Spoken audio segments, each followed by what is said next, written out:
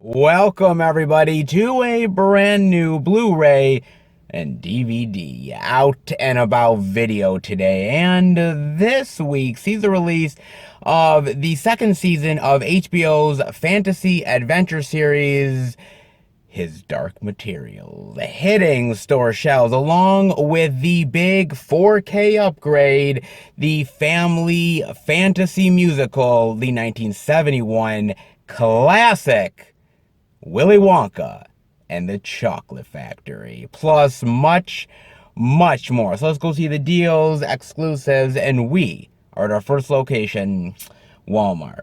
So let's go in and see what they got.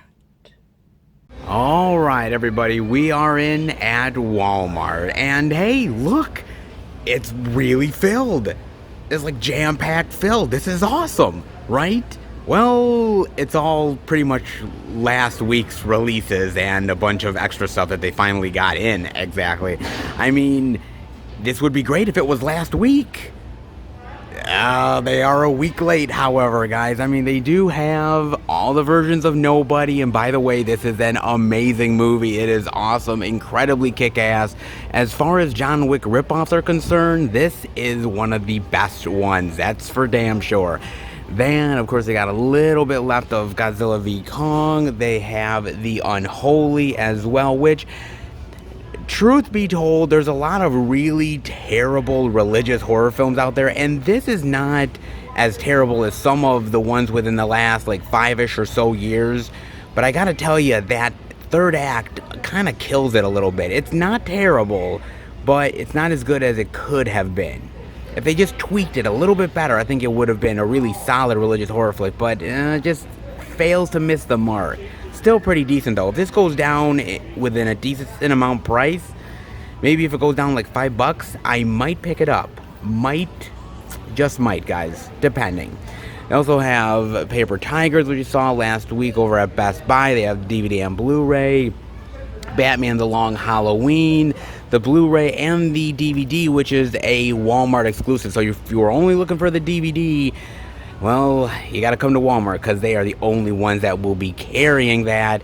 And I got to tell you, I am jonesing for part 2, man. I really am. I dug the hell out of this Batman DC Universe animated movie. What an awesome film this was, man. Cannot wait for part 2. Hopefully it'll deliver. Let's hope, man. Then the 3-film collection sets. They have Voyagers, which reminds me that Lily Rose Depp will never be her father. She can't act herself out of a wet paper basket. Well, at least not yet. Give it time. She may get worse. You got that. You got more Rhea, Tom and Jerry, Supernatural, Raiders. They finally got in the 40th anniversary of Raiders. A little bit more of that. The Blu-ray and the DVD. They have that. Lovebirds, which was just okay. They still have all the editions of Chaos Walking, and let me tell you guys, there's a lot of editions here. It's just not going to sell. I hate to say it, it's not really a good movie, and they were like 2-3 weeks late on jumping on anybody really interested in the movie. Unless they knock that price down quite a bit, these are sitting, just saying. City of Lies. Got Blu-ray finally in, DVD, which is a great movie. Great Johnny Depp movie, great sort of murder mystery film. Loved it so much, thought it was really solid, man. Fantastic one. They have that. The Courier, great. Battled Boogie. Yeah, more Paw Patrol for all you parents with kids out there.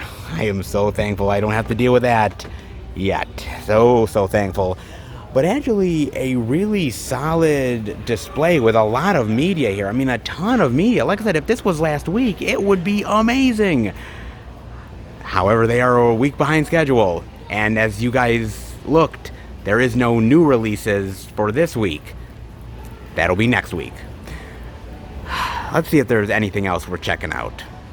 Kick back with these great comedies. Look at this. Look at this, guys. Whoa. Wow, look at like the neon. Whoa. Great laughs, great stars, great value. Cool off this summer with these hot comedies. Very nice. DVDs of very interesting comedies with this sort of neon looking slipcover stuff. Talk about some really interesting slips here, baby.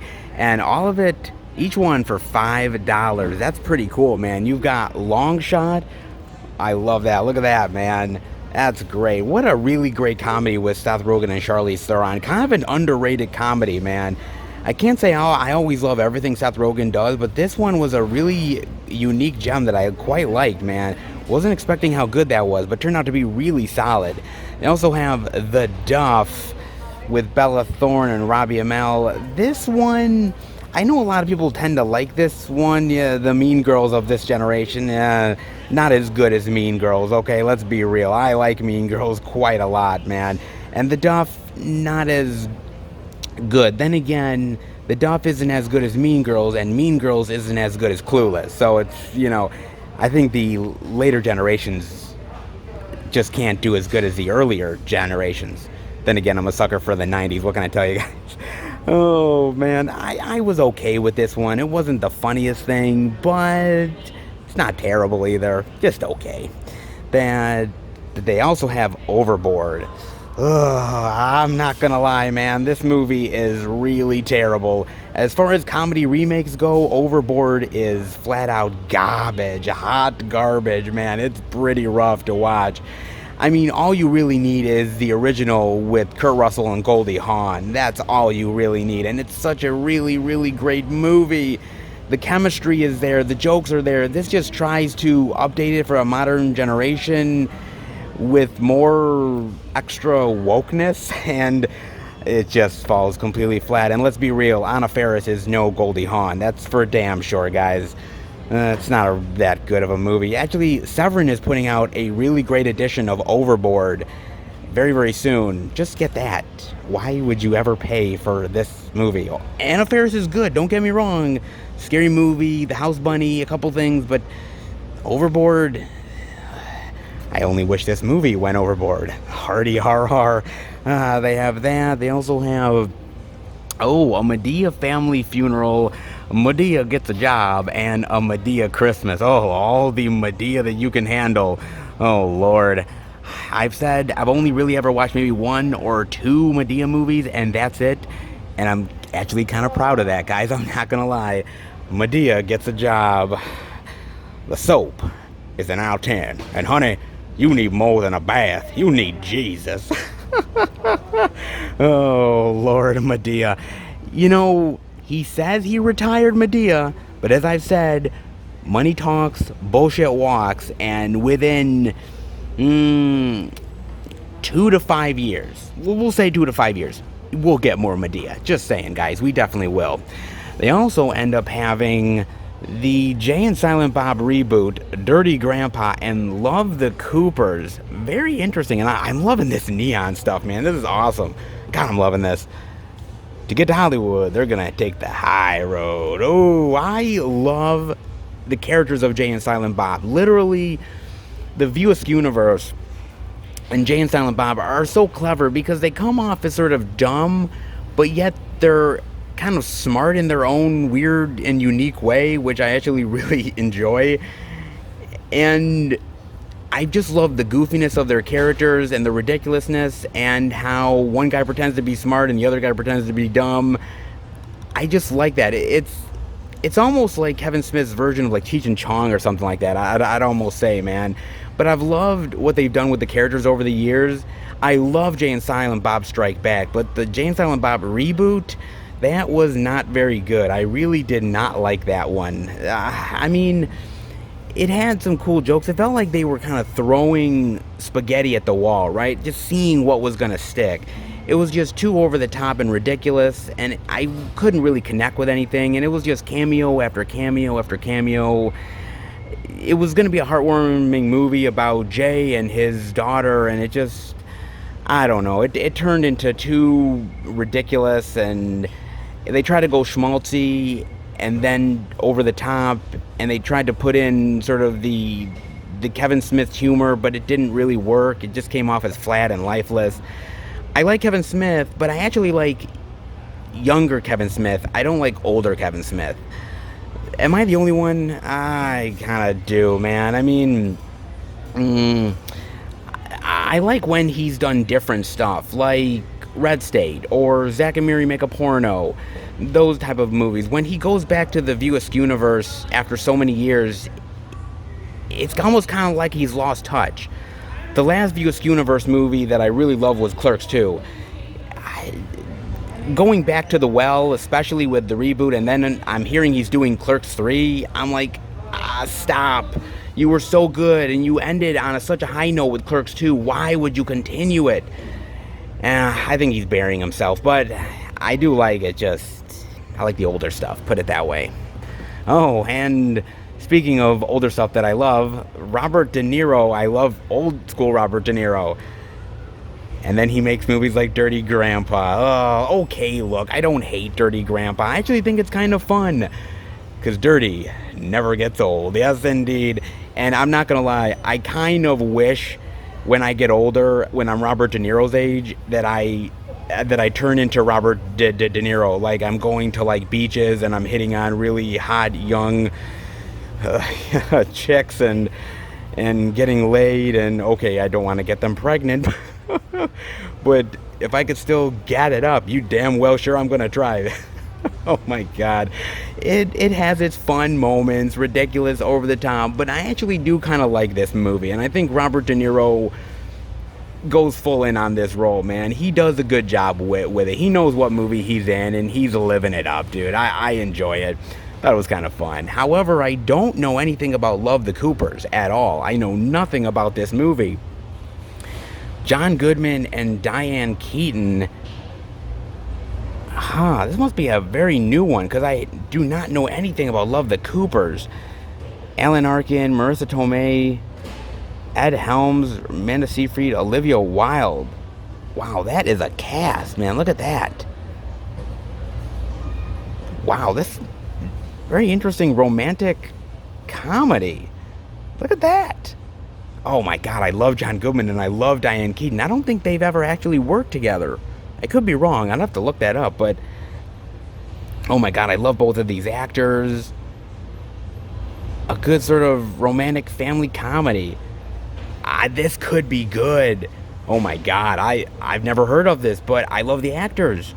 And I love a good sort of old school feeling romantic comedy. This one has ones that could definitely be right up my alley.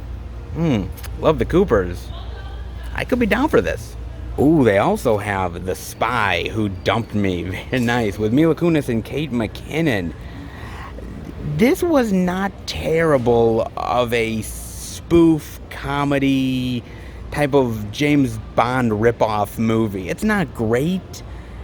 I'm actually kind of a fan of Mila Kunis, but I'm not a huge fan of Kate McKinnon.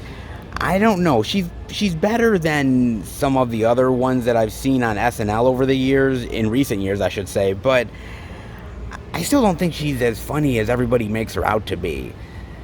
She's just kind of too over the top and too ridiculous and doesn't come across as very hilarious to me. It doesn't. But I do like Mila Kunis. It was a fun movie for what it was. It was a nice little time waster. Not really all that hilarious, but it's okay. Put it that way. They also have Uncle Drew. Oh, man. Oh, comedy slam dunk. I got to admit, watching Uncle Drew, this was a fun movie. Uncle Drew was actually pretty damn fun. It's not the best basketball comedy of all time. It really isn't. There's better basketball comedies out there. The Air Up There with Kevin Bacon. If you guys remember that one, that's a solid one. Not many people ever talk about that one, but that one's really good, man. Oh my God. Crow, Kyrie Irving, Reggie Miller, Chris Webber, Nate Robinson, Lisa Leslie, man. They got a ton of basketball stars in this thing. It has its funny moments. Not completely crazy hilarious, but I actually found a lot of enjoyment in this film, and I thought this movie was kind of going to be a dud. Wasn't half bad, honestly. Not bad on that. However, The Hitman's Bodyguard is all kinds of awesome, man. This is a great sort of action comedy, man. Oh, I love that. Samuel L. motherfucking Jackson and Ryan Reynolds. I love this movie, man.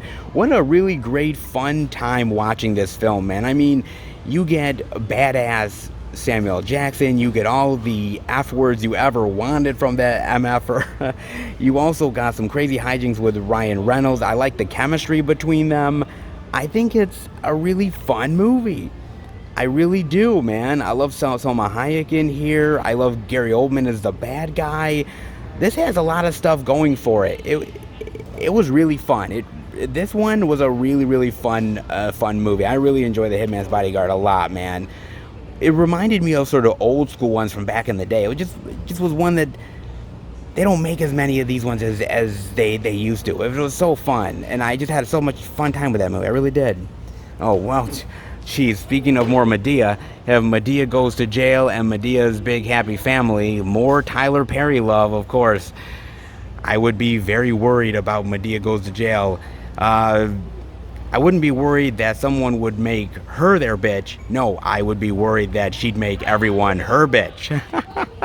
That's what I would be worried about. Oh, Lord. They have that. They also have a Kevin Hart triple feature as well. Laugh at My Pain, Seriously Funny, and Let Me Explain. It's probably his stand-up stuff, I would imagine, right?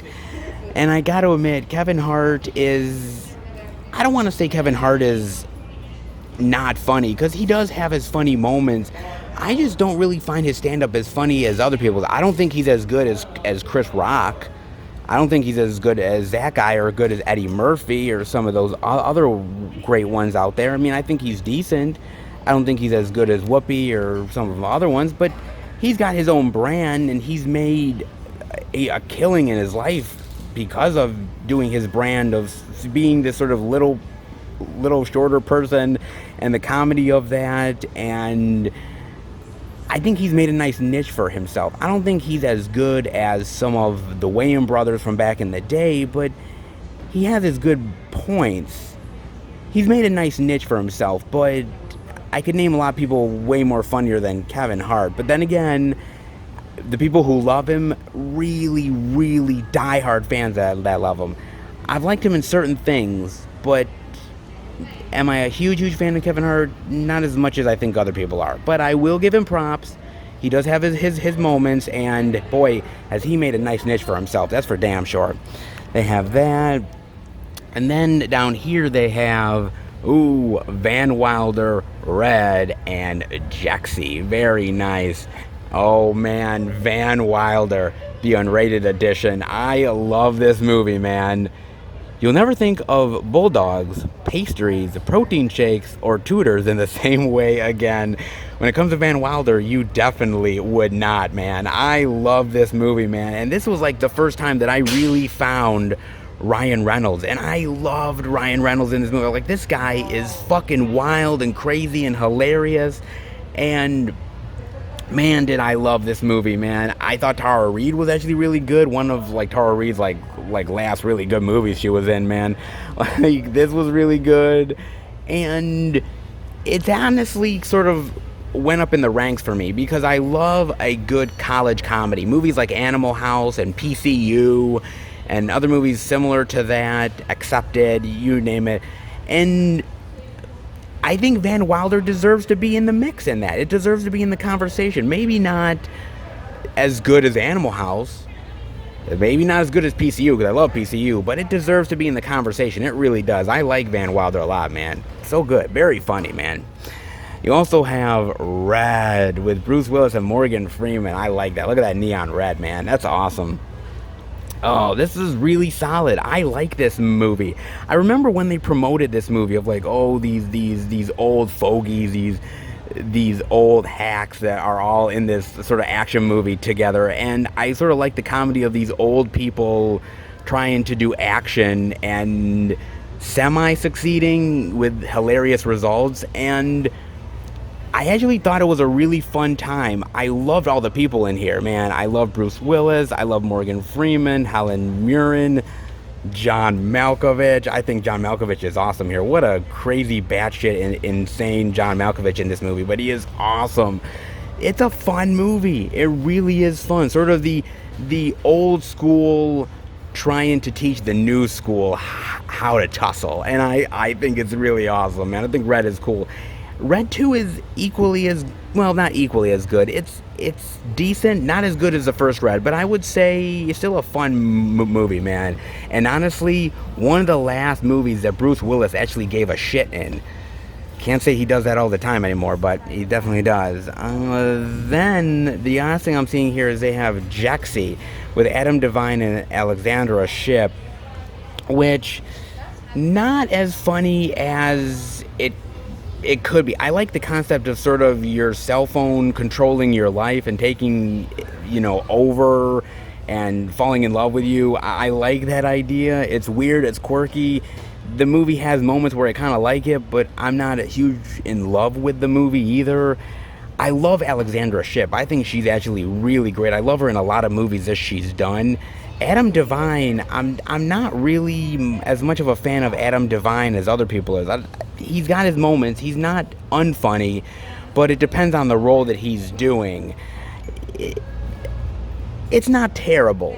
It has moments where I like it, but it's not exactly the most funniest thing you've ever seen in your life, put it that way, man. I mean, if I had to pick, I'd pick Van Wilder, I'd pick Red, I'd pick The Hitman's Bodyguard, I'd pick a lot of other ones, Spy Who Dumped Me, Long Shot, hell, I'd probably pick Overboard, and that's saying something, man. Hell, I'd pick Medea. Medea, come on.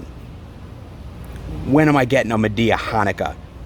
Come on, you know you want to celebrate those 8 days, honey. I'm waiting. You better give me that as a comeback, baby. You better do it. But wow, look at this, man. Some really great neon-looking slipcovers. These are really cool, man. I mean, as far as slipcovers go, these are actually really genuine and really unique. And I kind of like it. And for $5, if you don't own the movies and you get a cool slipcover, that's pretty nice, man. I'm not gonna lie. That's pretty damn sweet. I'm liking that quite a bit, man. Kick back with these great comedies, I can definitely dig it.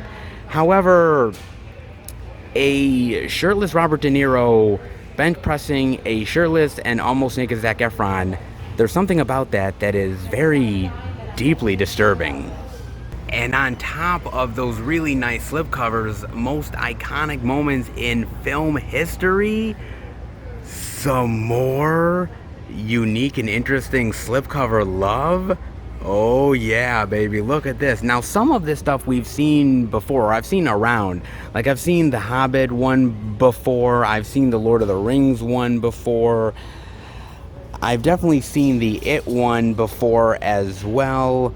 There's a couple of these ones that I've seen, but there's a lot of them that I definitely have not seen before. Very unique and interesting ones. I mean, they have the Shrek, the 4-movie collection, which I love. No, not the buttons. Not my gumdrop buttons. Oh my God, great Lord. I do love the first 2 Shrek movies. I think those first 2 Shrek movies are iconic and classic. The 3rd and 4th one, I'm not as huge of a fan of. I don't think they're as good of movies. Shrek 3rd isn't bad, but Forever After, not really as good as I want it to be. I enjoy Shrek. I think Shrek is a really great character for the kids. I love Donkey, Fiona, everybody. I mean, there's better animated series out there like Toy Story, but I think Shrek is still pretty damn fun, man, and I love the characters and the quirkiness of it. I actually think it's really good. I like that a lot, man. I really think that's great. They also actually have Space Jam, the DVD and the Blu-ray. Of course, the new Space Jam movie is right around the corner, so of course I gotta promote that one. How about we go out and kick some alien butt? Nice. Oh my God, man. Talk about a movie that I love. A movie that I love so goddamn much, man. This was, again, one of those movies, man. This was my jam back when I was a kid, man. I loved this movie, man. I was a big fan of Looney Tunes. Not so much basketball. I mean, I knew of Michael Jordan, but I wasn't like a basketball fan when I was younger. Not really saying I'm a basketball fan now, but I really watched it because of the Looney Tunes, like the crazy ridiculousness of it, and just the colors and the animation, and it was so good, man. And I kind of still have a soft spot in my heart for Space Jam. Maybe Maybe it's not as good as I remember. I'd have to revisit it to find out, but it's one of those sort of nostalgic movies that I remember when I was a kid just really loving, man. That is awesome. Space Jam. Oh my god, man, that movie takes me back, baby. That movie takes me back, back, back. Wow. They also have the Tom and Jerry Spotlight Collection as well. Let the chase begin. Very nice. Volumes 1 through 3. The old school Tom and Jerry stuff is actually still really wacky, zany, funny. I still really love that stuff a lot, man. The new movie, complete dog shit. But the old school stuff is actually really fun. So if you're going to dive into any Tom and Jerry, dive into old school Tom and Jerry. You won't regret it. Very nice, man. Ooh, they also have The Land Before Time, the complete collection. I've never wandered so far from home. Oh, wow. Oh my god, man. I remember like the first 2 movies in the Land Before Time series. Everything else, like, I don't think I ever really dived into it as much, but like the Land Before Time was something that I loved when I was a kid, and the second one I do have a little bit of nostalgic feels for, but anything after that I have no idea, man. I mean I love I love the old school stuff, but you know, it's kind of like with a lot of those sort of animated series. They make so many different movies and everything. After a while, it sort of gets lost in the shuffle. It's just, just another one coming out and another one coming out. It tends to be sort of like something that comes out of the factory constantly. But that first movie, though, I mean, it's still good. It's still good, and I remember having a lot of fun with it. It's been a long time since I watched it, but I would say this, the Land Before Time series is not for me, at least not anymore, but for kids, it's probably a really great set to get. And for $29.96, that is not half bad of a deal. How to Train Your Dragon, the 3-movie collection. Welcome to Dragon Training. I love that. Talk about a series of movies, animated movies, that I think are amazing. I think all 3 are absolutely fantastic. I think the animation is gorgeous here. I think the story about a boy and his dragon, I think, is really well executed. The voice talent is amazing. And it's 3 movies that not only can you show kids, and kids would have fun with this, but I think adults would have fun with these movies as well. I think it's really well done, honestly. As far as animated movies go, like a series of movies, this has got to be, and I'm serious, has got to be one of the best of all time. I mean, seriously, all 3 of these movies are absolutely amazing, man. I love all of them. Has a great series, man. Trolls, however, I don't know. Dancing, hugging, singing, oh Lord. Look, man, I don't hate the Troll series. I just think it's literally like they puked colors all over the screen. It's like basically sugar color pop for kids. And I guess that's okay. I mean, your kid can literally sit down and stare at the screen for like an hour and a half and totally forget about things in their life because they're just inundated with like color and all these crazy, wacky things going on the screen. I think that's pretty much what little kids go for, right? I don't know, man. These movies are never for me. I like old school weird stuff back in the day, like Smurfs and, Fraggle Rock and shit like that. But I don't know, Trolls. It's literally, it's like, you know what? Trolls is like cocaine for kids. Okay, if I had to say that, it's definitely cocaine for kids. That sounds really bad, but it's so true, man. Oh Lord, they have Trolls. They have, as what showed you, The Hobbit, Lord of the Rings, Harry Potter, the 8-film collection set. That is really great. For $50, a little high, but for 8 films and a nice slipcover. Welcome to Hogwarts. Yes, the spellbinding world of Harry Potter. I love the Harry Potter series. I have never read a single book within the Harry Potter series. Now, my girlfriend is actually incredibly different. She has seen all of the movies. She has read all of the books. She is a die-hard Harry Potter fan. Me, I'm just an occasional Potter fan, but I love the movies, man. The movies are amazing, extremely well executed. The acting is awesome. The fantasy elements, everything came together for this series. Talk about a series that I wasn't really a huge fan of, really walking into it. I'm like, oh, guys, this is going to be a little kids thing. And my God, how much it transformed into such an amazing fantasy series. It is remarkable, man. I love me some Harry Potter. Aka, awesome. The Pitch Perfect trilogy. Very nice, man. I'm liking that. Very nice indeed. However, I'm not going to lie, I really only ever liked the first Pitch Perfect movie.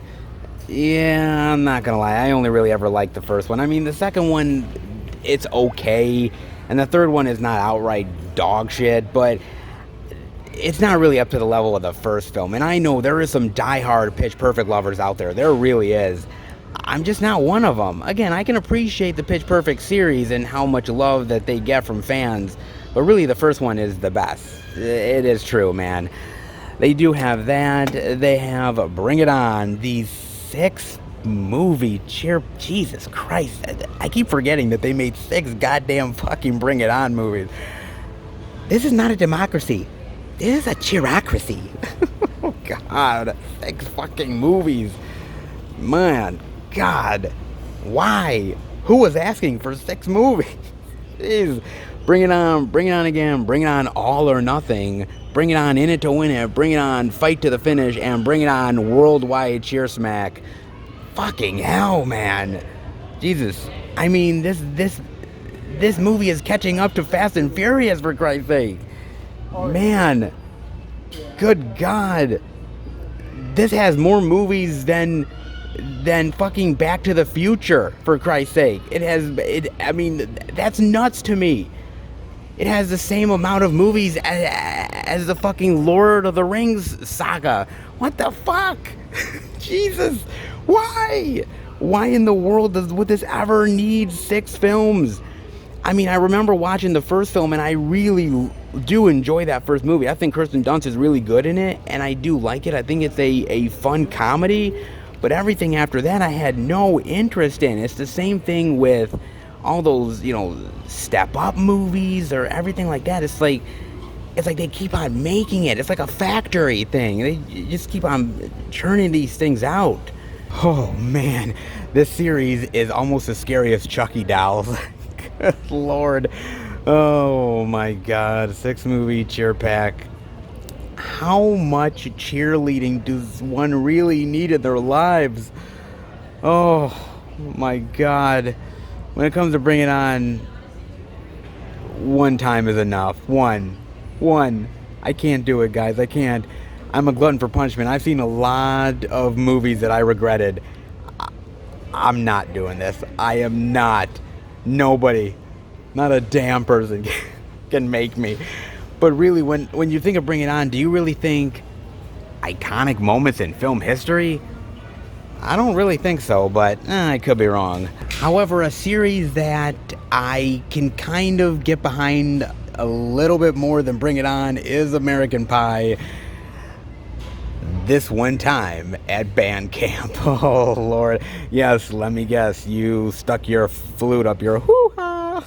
Yes, I've heard this story time and time again. Boy, you love that flute in more ways than one. Oh, man, all 9 pieces of the pie. I've talked about this series before.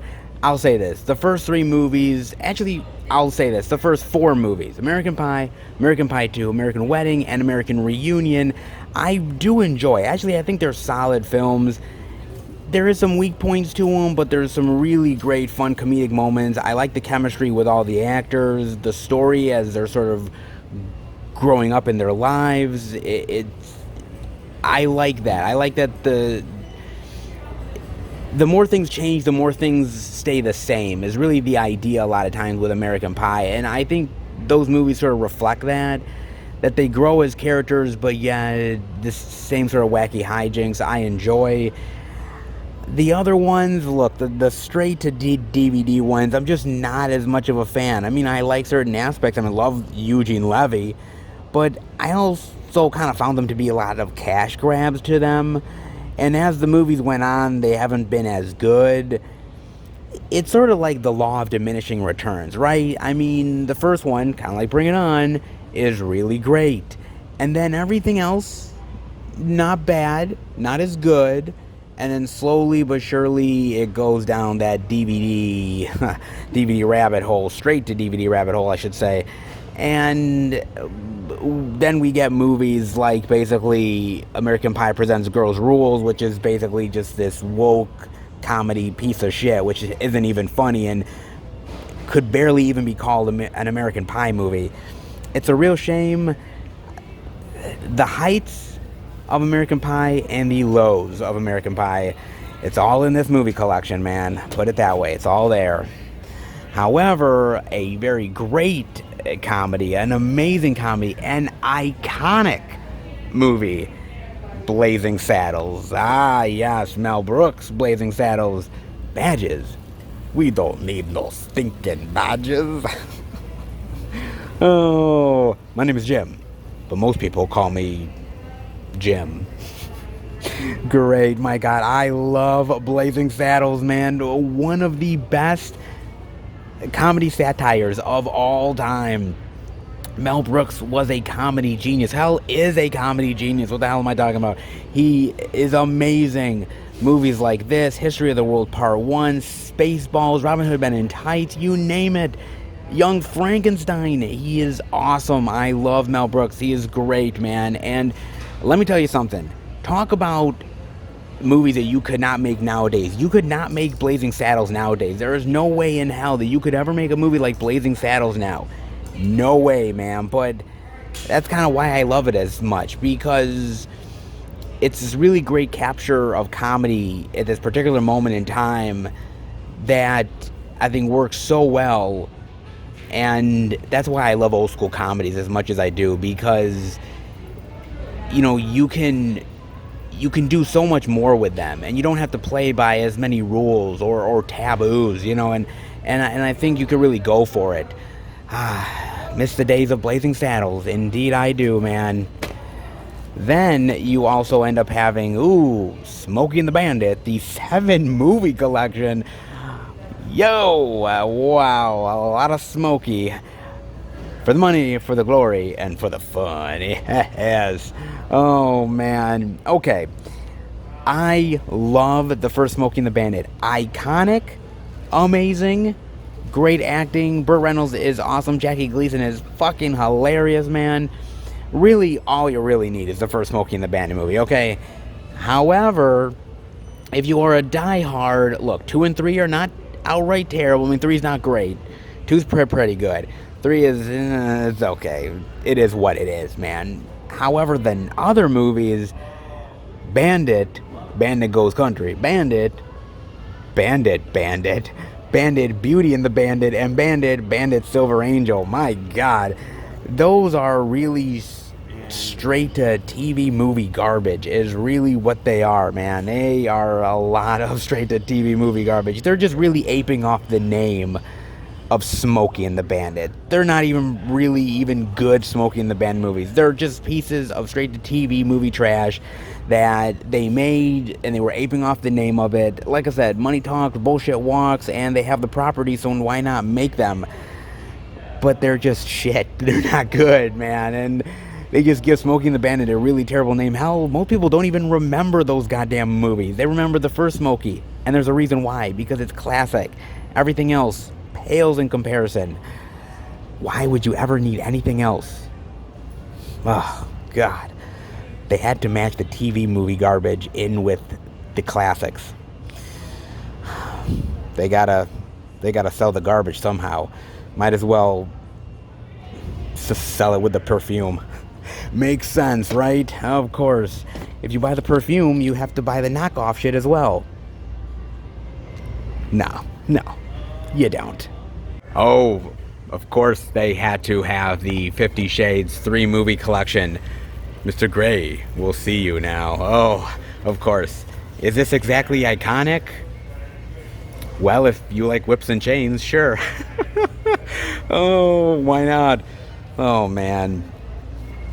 Look, I kind of have a little bit of a soft spot for that first 50 Shades movie. I kinda do, okay? I know it's bad. I get it, okay? But there's something about it that I kind of like, that softcore porn aspect to it, and I like the chemistry with some of the actors, and I like that soap opera element to it. It worked. I can't say it always works, but this movie, it does work. It works really well, man. The other two movies are so terrible. They're so terrible. Actually, the whole trilogy is terrible, man. And you know, I've seen these movies with Bob. Bob literally wanted to kill me going to see these movies. I've seen the second movie with my girlfriend on Valentine's Day, and literally, I'm surprised she's still with me, and she didn't bury me in the backyard. Oh my god, I'm a glutton for punishment, man. These are not really good movies. And if you're looking for good softcore porn, fuck, just watch Late Night Cinemax, man. But, oh, that's sure, iconic. Why not? If you want to check out Dakota Johnson's boobs, sure. Just watch Late Night Cinemax. God, they have that. They also have the Lethal Weapon 4 film favorites. Nice. Gunfights, explosions, sharks, the usual. No, I love the Lethal Weapon series. Talk about an awesome series of action comedy movies, man. I love this. I thought Danny Glover and Mel Gibson were awesome together. I thought they really are. I just love the team up of really the crazy person and the guy that's had too much of this shit, and I just love it. I just love they played off each other in such a really fantastic way, and I loved it beyond words, man. I think the first one's amazing. The second one is equally as good. The third one, not as good as the other two, but I really like that, bringing in Rene Russo, and I like some of the stuff they did with it.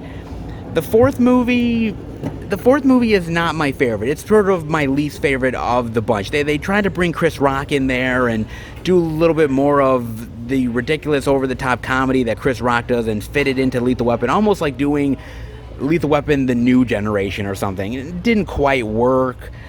I enjoyed it for what it was. I just enjoy it for the comedy and the ridiculousness, and I love all the great actors that have been in this. I mean, obviously Danny Glover and Mel Gibson, but of course you've had Gary Busey be here as a bad guy, Rene Russo come in, you've had Joe motherfucking Pesci from I think part 2 on, he did, and I love Pesci here, man. I mean, we always talk about Pesci with Goodfellas and all that stuff, but dude, Lethal Weapon Pesci is awesome. He is so funny, man. He's great. He could do comedy really well when given the right role, man. This is a good action comedy series. I really love it. 3 really solid films and 4 decent, I would say. I kind of heard they were gonna make a 5th film. I had heard they were at some point, but I kind of hope they don't, man. Don't reboot it. Don't, get teenage actors in this shit. Don't try to sort of make a reboot. Just let it stand. The movies are iconic. Let them stand the way they are. You don't need a sequel. You don't need a reboot. Just leave the movies the way they are, man. Easier said than done. Yeah, indeed. They also have that Death Race 4 movie collection, the unrated one, which is really nice. I like that. You wanted a monster? Well, you got one. Nice. Look at that. That's really cool. Death Race 2, Death Race 3 Inferno, and Death Race Beyond Anarchy. Very nice. I've seen a few of these before. I've seen Death Race 2 or 3 at the Dollar Tree before. I've seen some of these from various times I've went to places. I would probably pick this up if it was on Blu-ray. I probably would, because I'd be interested to check it out, because a lot of people said the first movie with Statham is okay, not bad, but they say the sequels are actually really sort of outrageous and crazy and wild and actually better than the first Death Race movie. I'd love to give them a chance. I really would, man. The Death Race franchise is interesting. A franchise that started out in a big budget Hollywood action movie and went straight to DVD, but the DVD ones are better? That's very rare. At least from what I'm hearing. I would definitely pick it up, though, if they had the Blu-ray. Unfortunately not, but it is one I definitely will keep a lookout for, though. They also have Vin Diesel Riddick, the complete collection. Richard B. Riddick, escaped convict, murderer. Oh, man. I love the Riddick series. I fucking love this series so much, man. You know, when everybody talks about Vin Diesel, they talk about Dom Toretto. They talk about Fast and the Furious. And I get it. It's his most popular series. I understand it. I get it. But, nah. I talk about Richard B. Riddick. That's who I talk about. I love him in this, man. He plays the best anti-hero ever. He's a reluctant hero. He's evil, but yet he kind of has a heart of gold to a certain extent. I love it. I love the iconic glasses. I love the eyes. I love diving into his past and him in search of his planet, his home world. I've loved all of these films, and I love that they're different styles. Like, Pitch Black is definitely a monster movie, and The Chronicles of Riddick is much more of a, like, fantasy epic. And they've changed up the genres over time, and some people like how they've done it, and some people haven't. I've ended up enjoying it. I think I've loved this, man, and he always says, I'm going to make another one. I'm going to make another Riddick movie, and I'm still waiting. You make Fast and the Furious 50, for fuck's sake. Why can't you make another Riddick movie? Why? Oh, damn it, man. I'm still waiting. I love this. I love this series. I love this character. He is awesome. Love it. Love it so goddamn much. I really do, man. Oh, and speaking of more Vin Diesel, Fast and the Furious, the 8 movie collection. I live my life a quarter mile at a time. I thought it was going to be some quote about family or some shit. I really did. I do love the ridiculousness of the Fast and Furious movies. I do. They're just crazy, wild, over the top, and they just keep getting sillier every goddamn time. They really do, man.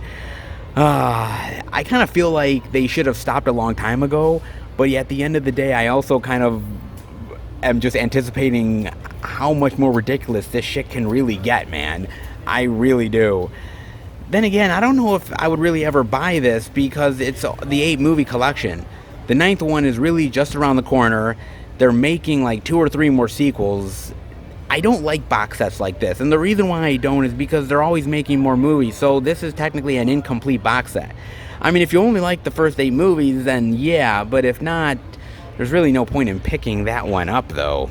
However, if you're into cool cars, hot chicks, and a lot of bald Vin Diesel, well, I've got the franchise for you.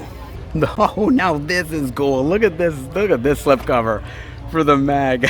Oh, I feel so sorry for the dog. Oh, Pippin, come back. Oh no. You are literally a toothpick to that shark. I'm so sorry. Oh. If only you had swam faster. Oh, man. Wow, the Meg. Man, talk about a very fun shark movie. I like it. I'm not in love with the Meg, but I think it's a fun movie, and I love just the concept of Statham versus shark. Like, something about that, like, it was bound to happen eventually, and I'm so glad it did. It's crazy, it's wild. I love the over-the-top aspect to it. I love sort of the sequences, the action stuff with the shark. It's really cool, man. I really do love that, man. I heard they're making a sequel. I wouldn't mind it. More Jason Statham versus shark action. Why not? Why not? Jason Statham needs work, man. He honestly does need work, man. Oh, we also have The Matrix, a 4-film collection. That's cool. Look at that. Welcome to the real world. Oh, I love that with the phone. Cool. Oh, man. Yes, The Matrix is iconic. Okay, the first Matrix is iconic. Everything after that. Oh, man. Matrix Reloaded, Revolutions, and Animatrix. Look, I will always continue to praise the first Matrix movie. It is amazing. It is awesome. It was revolutionary. It blew everybody's minds away, and rightfully so. And then Hollywood had to come a knocking, and they gave them a shitload of money, and because, of course, again, money talks, bullshit walks, and we were bound to get more Matrix sequels. And the hype was real. The hype was amazing. People loved it. They couldn't wait. They were anticipating it.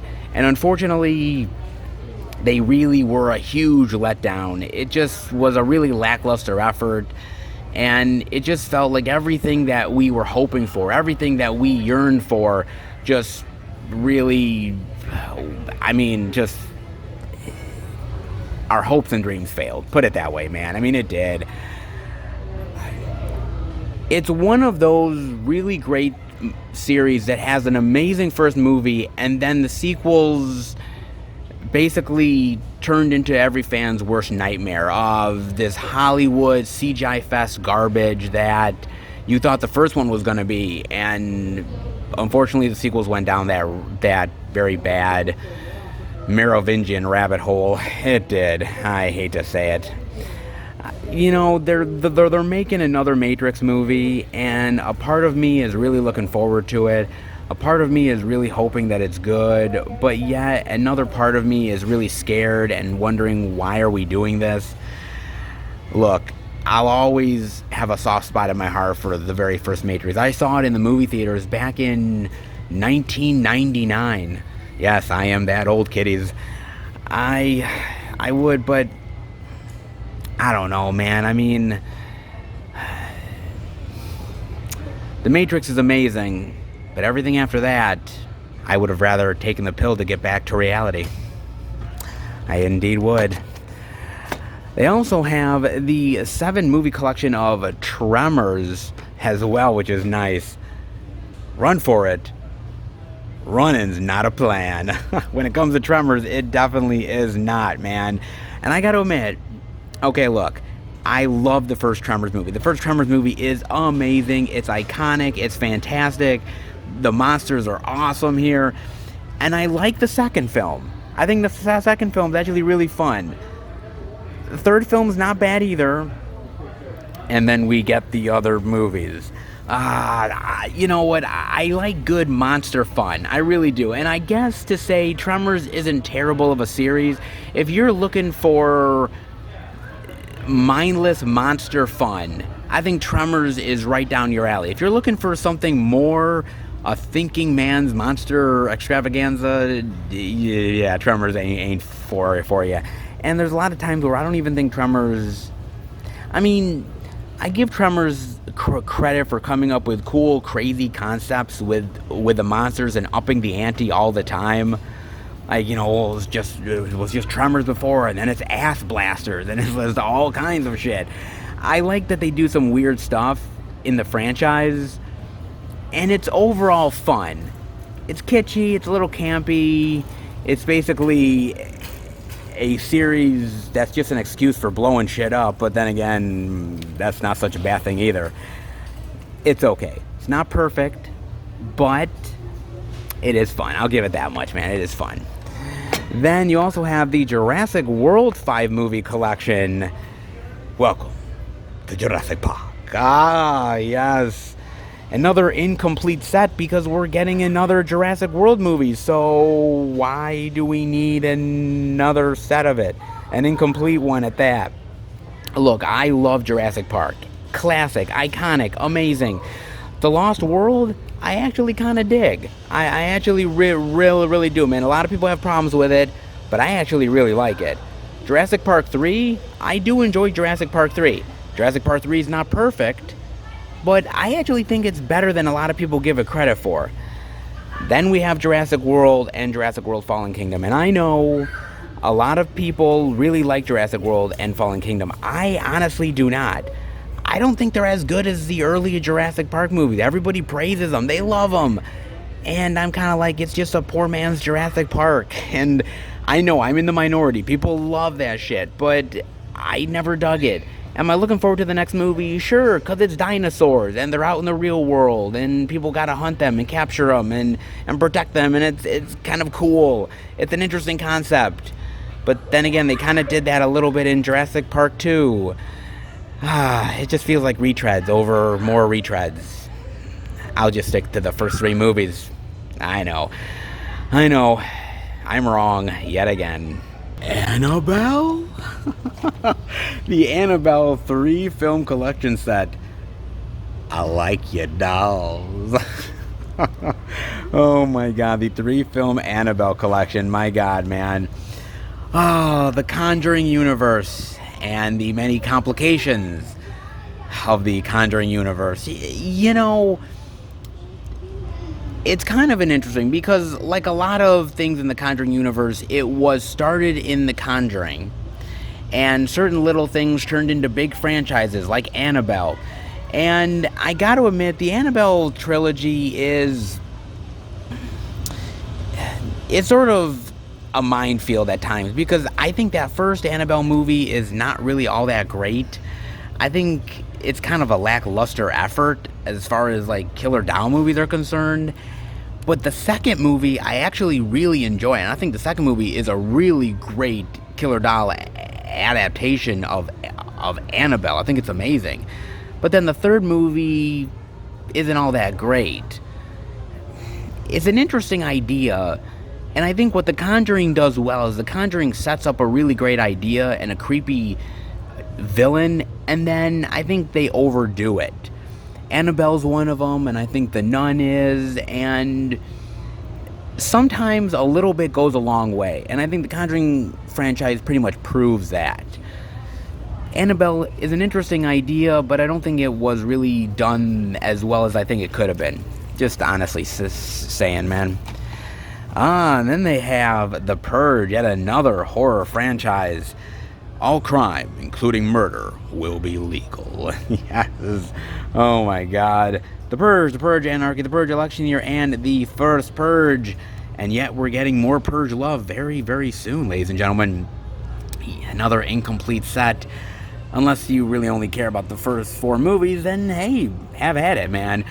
You know, The Purge is one of those series that I think has its ups and definitely has its downs. Like, I look at the first Purge movie, and I don't think the first Purge movie is all that good. All it is a home invasion film, which is fine, but the concept of The Purge is so amazing that it felt like they were sort of limiting themselves. But then they did an amazing job with The Purge Anarchy, which is an awesome Purge film. I mean, talk about the concept and them really going all out for that. I thought it was amazing. And I thought Election Year was really solid as well, man. I thought that was really good. And then the first Purge, an interesting idea showing off the very first time they did it. But again, I don't think it was really as well executed as I thought it could have been. Not terrible, but not exactly the most excellent either. I think the first 2 sequels I think are really fantastic. The first and the last, kind of lackluster. The Purge is an amazing idea. The idea of doing this all night, and the idea of killing people, and that killing is legal, and everything is legal, and just the wild and craziness of it. It's such an amazing concept, and I think that certain filmmakers and certain ideas have really ended up turning that idea into something really cool, and then other times they've wasted that potential. This is another one that is sort of mixed for me. I wonder what you guys think of that. And then again, I think the Purge concept has kind of played itself out as well, so I don't really know how much more you can really do with it, but money talks, bullshit walks, and we're always getting more Purge movies. Why not? The It 2 film collection, which we've definitely seen before, I believe. I like them. I like both of the It movies. Yes, the first one is better, but I do like the second one. Warts and all, I do like it. Nightmare on Elm Street, the 8 film collection. 1, 2, Freddy's coming for you. Freddy Krueger, okay? Freddy Krueger is one of my favorite horror icons of all time. Yes, he is. He's one of my favorites. I mean, yes, Jason Voorhees is another favorite of mine and many others, but I mean, Freddy's up there, dude. I like the fact that he has a wry, sarcastic, witty sense of humor, and yet he's also this brutal killer. I like that. I think he's got a really great personality, man, and I've always really dug that, dude. And I love most of the movies. Nightmare 1, 2, 3, 4, and 5, I really dig. Freddy's Dead, Yeah, I really don't like that movie. It's kind of garbage. The sort of meta Nightmare on Elm Street one, directed by Wes Craven, New Nightmare, it has an interesting idea, and it was meta before meta became popular with Scream. And a lot of people forget that. It's an interesting idea of the fact that Freddy Krueger would be a real person and that they made movies based on it, and the real Freddy is finally coming out. I like that idea, and I think there's some cool things in there, cool things that are homages to the other Nightmare on Elm Street movies. I like the concept, not entirely the execution, but I like the idea behind it. Then, that fucking remake. Oh, that fucking god-awful remake. Fucking hell, man. That fucking movie. I remember when I saw that movie in the theaters, right? I saw that remake in the theaters, and I kept thinking to myself, I'm like, fine, it's gonna be okay, I guess. And it turned into a real cluster. It was terrible, man. I mean, they couldn't even get the look of Freddy right. They couldn't get the kills good, the lines. Oh my god. Basically, Freddy looked like burnt toast. Okay, that's what he looked like. It was fucking awful. I was so angry when I came out of the movie theater, man. I mean, man, they did my boy Freddy like that. Man, they did him dirty. They did him dirty, man. Man, and they didn't even use any lube either. Fuck. Yeah, it was bad, dude. It was really bad, man. I'm sort of waiting for a huge, big deluxe box set. I'm waiting for Scream Factory, dude. I mean, Scream Factory did that big Friday the 13th box set, and they did the Halloween one, and Critters, and Omen, and I'm like, come on, man. Nightmare. Do Nightmare on Elm Street, man, please. Please. If anybody needs a great box set, it is Freddy. Am I wrong? I love most of the Nightmare series, but I love the creative kills. I love the personality. I love the iconic glove and the sweater.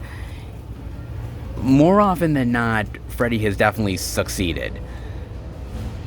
Minus that terrible burnt toast remake. Oh, God. What a piece of shit that one was. Oh, and last but certainly not least is The Mummy, the Ultimate Collection. Death is only the beginning. Very nice. With The Mummy Returns, The Mummy, Tomb of the Dragon Emperor, and the Scorpion King. You know what? Honestly, a pretty good set.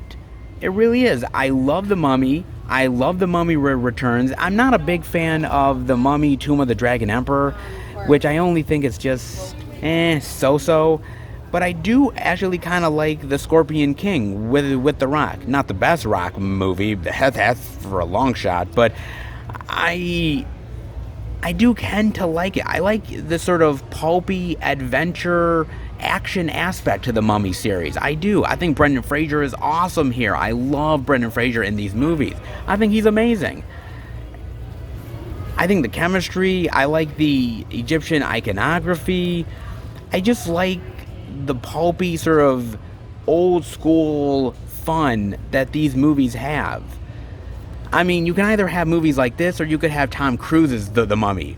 Which one would you rather pick? Come on, man. Yeah, some of the CGI is not that great, and sometimes it's a little too cheesy for its own good, and sometimes you get really bad mummy villains like Jet Li, which, why would Jet Li be a mummy? Why? Sure, why not?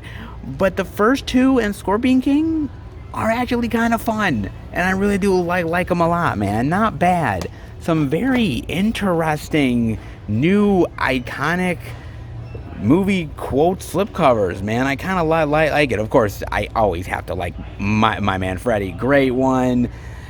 Matrix, the first one. I'm sorry. You're gonna be just Shark Chow. I hope you're happy. You just couldn't swim fast enough. Doggy paddle don't work. I'm sorry. That. Oh, softcore porn love. Oh, Death Race action. Better Vin Diesel than Fast and Furious. Just saying, they have that. They have Smokey love, Blazing Saddles. Really? 6 movies. Oh, Lord. They have all this really wonderful slipcover love here, man.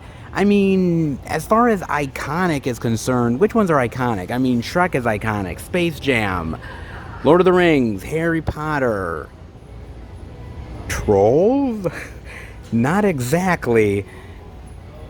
Bring It On? Wait a minute. 50 Shades of Grey is iconic? I mean, apparently, there's some cool stuff here, some cool slipcovers. Not exactly everything I would say is the most iconic, but there is some cool stuff worth checking out here. Not bad at all, man. Some cool, iconic film history love that can't be beat. All right, let's head out. Surprise! Holy slipcover, Batman. Like, wow. You know, they didn't have any new releases this week. None of the new releases. Yes, it is kind of a slow release week, all things considered, but boy, did Walmart have a lot of, like, major slipcover game this week. Holy shit, their slipcover game is strong. The slipcover force is strong with this store. It really is, man. Holy shit. There was like all those neon slipcovers for those comedy films, all those iconic film coal slipcovers as well. Wow. You know, as far as the slipcover game, Walmart definitely brought it, man. It definitely did. Can't say they brought it with the new release love, but I think they made up with it with the slipcover game. Don't you think? I definitely think they did, man. Some really great movies, some really great additions, interesting and unique edition love here at Walmart this week. I definitely was not thinking we were going to get that, and that was a quite pleasant surprise. That is for damn sure. Can't say this store carries much new release love on release week, but hey, if you're looking for unique slipcovers, Walmart's got you covered. That's for damn sure, man. Very interesting indeed. Expect the unexpected and expect a lot of slipcover love when you come to Walmart. Not half bad. Not half bad indeed, guys. I will definitely take it. Now that we've dived into so much slipcover love, how about we keep on searching for more physical media? All right, everybody. We are at the second location, Target. But before I go in, I want to talk to you guys about something. So being at Walmart, right? Being at Walmart and looking at the exclusive slipcovers and the new editions and everything, I thought to myself, well, first of all, I thought it was cool, don't get me wrong, but I also thought, wait a minute, where is physical media heading?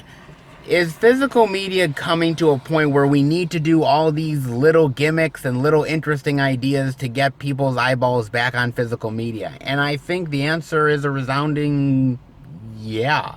We kind of have to, man. I mean, it's interesting because I was looking at those editions at Walmart. I'm thinking, wait a minute. Some of those editions have had other slipcover editions like in the past 2-3 years. And I'm like, God, are people going to really buy those editions? And then I'm thinking to myself, well, why not buy those editions, right? I mean, there's a new slipcover to it. Or there's brand new artwork. Or there's an interview with the third supporting actor that had a 5-minute role. But hey, we'll put that as a new feature right on there. And trying to do everything in their power, these companies' power, to get you to rebuy constantly. And is this desperate times ahead for physical media? Or is this just going to become the norm now? I mean, you look at companies like Severin and Vinegar Syndrome and Scream Factory and Arrow and all these other companies that are doing this exact same thing. I mean, they're taking movies that are sometimes desirable, other movies less so, and they're putting all the bells and whistles on them. They're putting the new artwork. They're putting those limited edition slipcovers, which only have 1,000, and they're gonna go like crazy, and you need to get them before they're gone. And they package it in a way that makes you want to get it. And it's an interesting ideas going forward of how many times people are going to rebuy, how many times repackagings are going to happen, and if that is the savior of physical media, is repackaging. Is it putting new editions out there every year or year and a half, and you know, it's almost like bait for fish at this point. I mean, it really honestly is. If we're being real, it definitely is at this point, man. I mean, think about this, right? Synapse just announced a 4K edition of Demons and Demons 2, right? Okay, cool, right? Well, Synapse put out a Steelbook edition of Demons and then Demons 2. They put out regular editions of Demons and Demons 2. Arrow put out a box set of Demons and Demons 2. And now Synapse is putting out a 4K. And I'm like, I don't know about rebuying it again. Or even like with John Carpenter's Halloween. You know, I had the DVD, I got rid of that, I bought the regular Blu-ray. And then I bought a limited edition of Halloween. And then when the 4K came out, I said, I don't really need to buy this. And everybody looked at me weird. They're like, wait a minute, why don't you want to buy this? It's a 4K of Halloween. And I'm like, it doesn't really interest me, man. But then again, there's something like Back to the Future. I owned the VHS. I owned the DVD multiple times. I owned the Blu-ray, and now I own the 4K. I just love the movie. I think it depends on the editions. I think it depends on the packaging. I think it depends on the uniqueness of that edition and whether you want to pull the trigger on it. I mean, let's be real.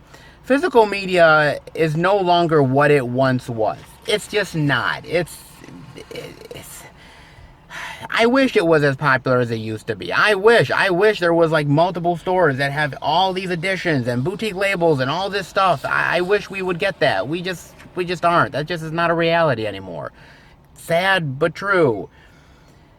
But now I'm looking at sort of these editions with these limited slipcovers for all these DVDs that are like $5, and well, we're gonna see new editions of these same movies a year from now with new slipcovers. And is that enough to entice you to come back? Or are you done and you bought a movie and that's it? I mean, you know, for me, I am somebody who is a physical media lover. I am. And I bought a lot of editions, but there's also another part of me that is like, you know what? I got bills to pay. I got things to do, and I can't buy every edition like I used to buy, and I have to be a little bit more conservative with my money. And not every edition out there and not every company is going to get my hard-earned money. These companies have to earn it. They literally do. They have to earn my hard-earned dollar. And I think that's why, I mean, yes, digital is taking over in a lot of ways, but I also feel like the consumer base is like, okay, there's a lot of editions out there of this movie. Do we need more editions out there? Or should we give love to a lot of movies that haven't had a chance to have a lot of physical media love yet? Maybe we should give those a chance. But then again, the popular ones will sell over and over and over again. And hell, they're $5. So why not? You could, for $20, you could get 4 movies, for Christ's sake. I mean, it's nuts. It really is. Is there a one-stop shop cure-all for how physical media is going? I think the niche base is what the niche base is, but I also think at the end of the day, there is a lot of hunger for the regular everyday people that are going into Walmart and maybe passing by and sees this cool little neon edition, and they're like, oh my God, look at that. And they're like, well, it's movie night, $5. I mean, physical media has made a lot of mistakes over the years. It has. Truth be told, we've made a lot of mistakes with physical media. Sometimes we've went overboard when we didn't have to. Sometimes we've been rushing product out and rushing editions and different formats when maybe we needed to take our time a little bit more.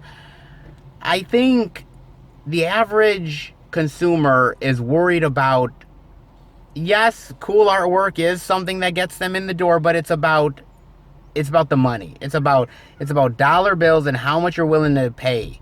How much you're willing to do. And when you see a $5, that's an intriguing thing. You want that.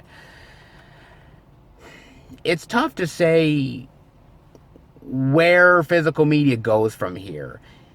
Are we just destined for every year having new editions of Medea movies out there?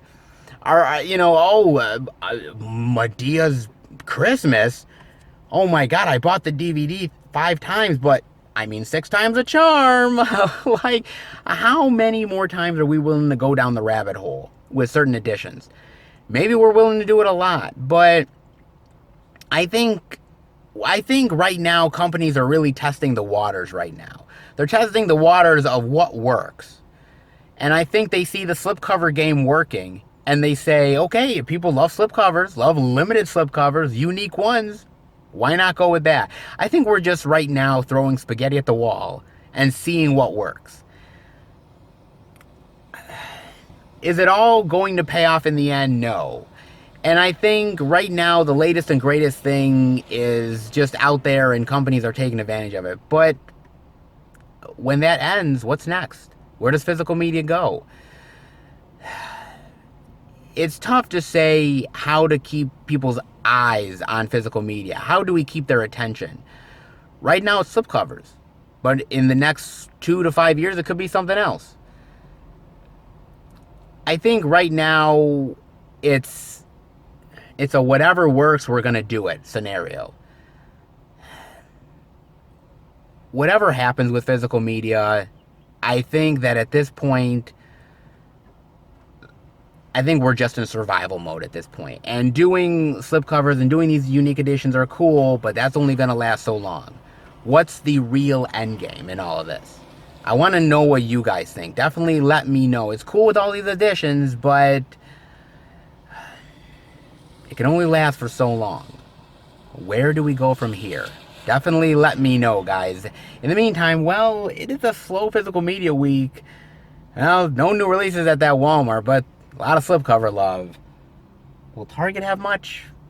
Well, not quite sure this time around, but the only way to find out is head inside. So let's go in and check it out. All right, everybody, we are in at Target, and they actually have some new release love this week. Shocker of a lifetime. Slow release weeks mean not much at Target, but, well, they have been pulling through as of late. And they do it yet again with the Blu-ray digital of the complete second season of his Dark Materials New Worlds await for $22.99, the DVD for $19.99. And if you remember last year when season 1 came out, they had different artwork for the Blu-ray and different artwork for the DVD, and they do it yet again.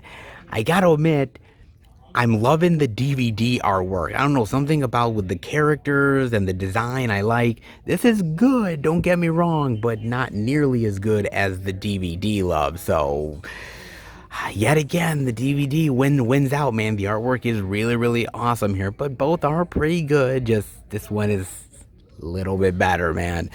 But let's dive into his Dark Materials, shall we? Now, I got a chance to watch this on HBO. I have my HBO subscription that I have. And so I watched his Dark Materials. I watched that first season.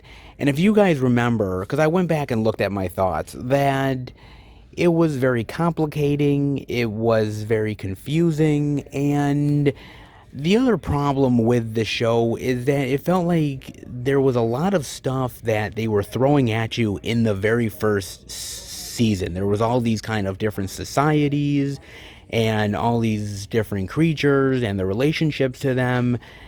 A lot to digest in that first season, man. And I felt it was kind of like a complete and utter overload. And it really was, man. It was craziness how much there actually was, man. And yet at the same time, it was very intriguing. It was very fascinating. And I liked at the end of the season where it had the potential to go. And so I thought, okay, this is interesting. This is something I might actually like, as it goes more down the rabbit hole, I would say. And so I was excited to see where season 2 would go, where it would develop. I'd actually be very interested from all the things that ended up actually happening with the first season, all of the setup, where the second season would take us. And I have to admit, I'm honestly very disappointed with season 2. As much as it was confusing, as much as it was an overload with so many things, and there were so many elements that were clashing against each other in that first season, it was at least exciting, it was interesting, I was intrigued, and it kept my interest. In the second season, all of that goodwill from the first season, all of the introductory characters and all of these societies and all the creatures, it kind of went by the wayside in the second season. I mean, it really did. A lot of that cool fantasy stuff, which was so intriguing in that first season, was barely here in the second season. I mean, it was there from time to time, but it really wasn't as much as I wanted it to be. I mean, we got a little bit of stuff here and there with these new witch characters, which was kind of fascinating and kind of cool at times, with sort of the action that they would do and some of their powers. It was kind of nice. I mean, we got a little bit more obviously with Lyra's mother and the intrigue of this woman trying to find her, and obviously them going up against this dark society. I mean, there's certain things here that are very interesting and intriguing, and is kind of dived into a little bit more, but at the same time, a lot of those great fantasy elements that you saw in the first season were barely around. A lot of it was just characters in a room talking, and then they're talking, and they're talking about stuff that's going to happen, and talking about finding this and finding that, but never actually doing. And then when things start to finally get interesting, it's the last episode of the season. War is coming. People are dying. There's intrigue that's finally happening, but that's the final episode of season 2. And the rest of the season is just talking about this and talking about that, and not really much in the way of things going on. There's a lot of characters talking about prophecies and philosophies and societies and betrayals and everything like that, friendships, you name it. But as far as action is concerned, as far as getting down to the nitty gritty with the fantasy elements, this show unfortunately really failed. At least in the second season, it did. It really unfortunately failed. I mean, say what you will about the first season, whether it's a sensory overload, whether there's too much going on, but it was intriguing, and it was amazing to get to know this world and figure it all out. If the first season is an overload but yet fascinating, the second season is kind of a waste, and actually turned out to be kind of dull and boring. Man, I hate to say it, but it really is true. I was watching it, and by like the third or fourth episode, and this is a 7-episode season, I was asking myself, are we going to get more stuff here? I mean, are we going to get more fascinating and interesting things to dive into? More fantasy elements? Instead of just characters in a room talking about prophecies and shit? And you don't get a lot of it. You really don't. And also, what was disappointing is that we go into a whole nother realm, a whole nother world at the end of the first season, and the possibilities of the differences and the similarities. And that was even disappointing, because they don't dive into it as much as they do. They dive into it a little bit, but not as much as I was hoping for. I mean, even James McAvoy at the end of the first season, James McAvoy was there, and he's going to the other world, and she's going to chase after him. And then you only get to see James McAvoy at the end of the second season, where he builds up this whole idea with an army. I don't know, man. There was just it just turned into a lackluster second season where you had all that goodwill from the first season and they just dropped the ball in a big bad way. I mean, look, I've never read any of the books. Okay, to be fair, I've never read any of the books. And I know we're getting a third season, which is supposed to be the final season of the show. But they've got a lot of work to do, man, because it felt like the second season was just really spinning their wheels. I know it's popular. I know people like it. They tried adapting this material into a movie called The Golden Compass. They tried to, and that failed. So they did it in TV form. I understand why there's a lot to dive into here, and I know that in a TV format, they're able to develop things a little bit more, develop the characters. There's a lot of things here, but unfortunately, this second season was a vast disappointment, especially the first season. I mean, I would rather take a confusing but yet fascinating look into a world with so much to dive into rather than just a talking bore fest with barely any fantasy elements to do. I mean, there's a lot of hope for a third season with the idea of prophecies coming true and upcoming wars with these creatures and this secret society, but but to get there, you've got to get through a slog of a second season, and it really is a shame. I like a good fantasy yarn, and I had a lot of hopes for the second season, especially after a lot of intrigue that was in the first one, but this was a really big letdown. Really, really big, man. And as much as I like fantasy, this one really disappointed me in a big bad way. It really did. If you like the books, if you like the ideas behind the show, definitely give it a look, but go in with checked expectations, because as good as that first season is, with all the elements that it had on display, the second season doesn't really do much with them. And then I'm seeing they have the Blu-ray of The Watch for $22.99. This must have came out this week, but I do not know anything about that. But I gotta admit, the cover is intriguing the shit out of me. It looks really cool. Wow. 2-disc set, huh? On Blu-ray. I have never heard of The Watch. I don't know anything about this. This is kind of interesting. Oh, look at that. Weird rock creatures and these misfits together? What? Interesting action comedy. The Watch follows an unlikely group of misfits, the City Watch, who are forced to find the guts to save the world, surprising even themselves in the process. The comedic yet thrilling 8-part series pits trolls, werewolves, wizards, and other improbable heroes against an evil plot to resurrect a great dragon which would lead to the destruction of life as they know it. Famous Discworld novels. I've never heard of any of this. I haven't. This is very intriguing, man. This is really intriguing stuff. I don't know, man. I like that idea, man. It kind of reminds me in some ways of like Doom Patrol. And I've told you guys before that I love the idea of Doom Patrol. I love Doom Patrol. The idea of these weird misfit characters coming together to try to save the world and the complications of that. The Watch kind of looks fascinating to me. It really does. Wow. From the BBC too. Oh, the BBC does some really great stuff, man. Yo, I definitely have to look into a show like The Watch. Is it good? Oh shit, really? 8-part series. I am digging this, man. This looks really, really cool. It really does.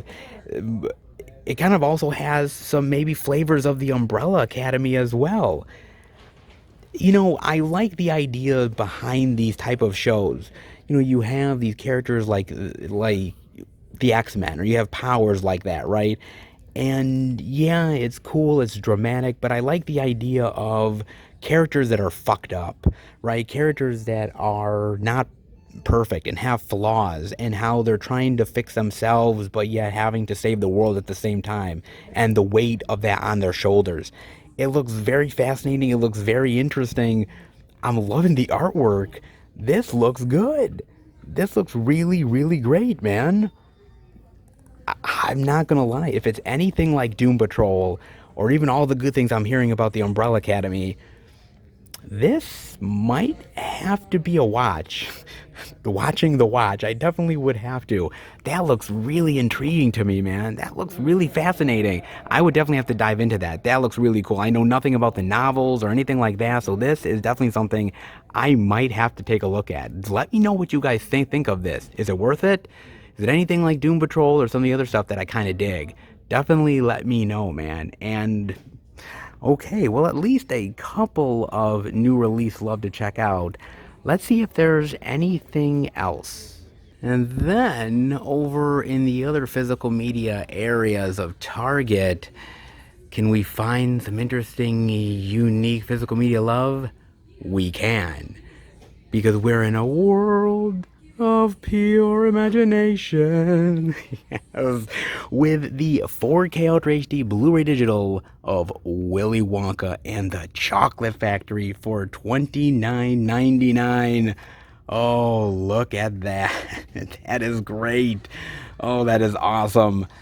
Your golden ticket to the 50th anniversary celebration. Oh my God, 50 years of Willy Wonka. And this movie deserves every bit of love and praise that it has gotten for all of those 50 years, man. And let's hope 50 more. My God, I love this movie, man. This is an amazing movie. It is pure cinematic gold. This movie is. And not only is it pure cinematic gold for kids, I mean, especially if you love chocolate and candy and I mean, this movie is heaven just for that alone. But as an adult, it's absolute pure nostalgia. It brings you back to being a kid. And anybody of any age can watch this movie and you just are transported to that magical universe of Willy Wonka and his glorious factory. It is absolutely amazing. It's scrumptious. Yes, it is, man. Oh, Lord, this is an amazing movie. I just fell in love with it the moment that I saw it as a kid, and I've been in love with it ever since. I think, honestly, most people have done the same thing, and I can totally see why, because it's so incredibly worth it, man. It's amazing. I remember back when I was a kid, I was a huge Roald Dahl fan. Huge fan of a lot of those Roald Dahl books, and seeing this come to life was one of those magical moments of one of your favorite books turned into a movie, and how they didn't screw it up, and how it was almost like the pages leapt onto the screen. It was glorious. It was fantastic. And you have to remember, this is pre-CGI. This is 1971, guys. And so all of the stuff in the movie, all of the different rooms in the factory, and all of the design of the different candies and the different areas of the factory, it all had to be made. And it's so amazing to think about that, to think about the imagination and the creativity that it took to make something like that. It's absolutely awesome. It really is. I mean, no amount of CGI in today's world could ever replace anything that they did in this movie. Not a damn bit. And speaking of not even replacing, Gene Wilder. Gene Wilder is 100%, no doubt about it, is the quintessential, is the ultimate Willy Wonka. There will never be anybody else. There have been, and there will be. However, they will never, in the history of the world, ever replace Gene Wilder. He is funny. He is charming. At times, he's literally scary, and you are terrified of the man. There is so many things here, but this movie is wonderful. It has just a great imagination, a great spirit, a great childlike sensibility, but yet teaches you a lot of really great life lessons at the same time. It's just a glorious fantasy adventure that unfortunately not many films have been able to replicate Willy Wonka the way they should. I mean, there's only a few movies that have ever been as good as Willy Wonka, and I put movies like The Wizard of Oz there and a few other ones, but very, very few. It's a handful of movies that continues to age like fine wine. And there's not many of these type of movies that really do that the way that Willy Wonka has. And I truly appreciate that, man. It is amazing of an adventure of a movie. The vibrant characters, the music, the Oompa Loompas. I mean, these things have become iconic, and this movie is the reason why. It's so amazing.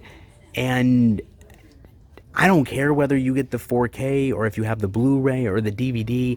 It's a movie that is a literal essential viewing experience. If you call yourself a movie lover, even in the slightest bit, if you have not seen Willy Wonka and the Chocolate Factory, you are not a movie lover. You cannot call yourself a movie lover until you experience the wonders of Willy Wonka and the Chocolate Factory. It is absolutely amazing and nostalgic, and I love every single second of this movie. And God, I could heap more praise on it, but you guys totally understand it is that amazing and that awesome, and it deserves everything that it gets. This has been a very anticipated release. A lot of people are definitely dying to check this one out. And I can see why. 50 years of Willy Wonka love. And let's hope that the Chocolate Factory remains in style for another 50 years. Indeed, man. And that artwork, I love that artwork. With Willy Wonka there and all the sort of like colors around him.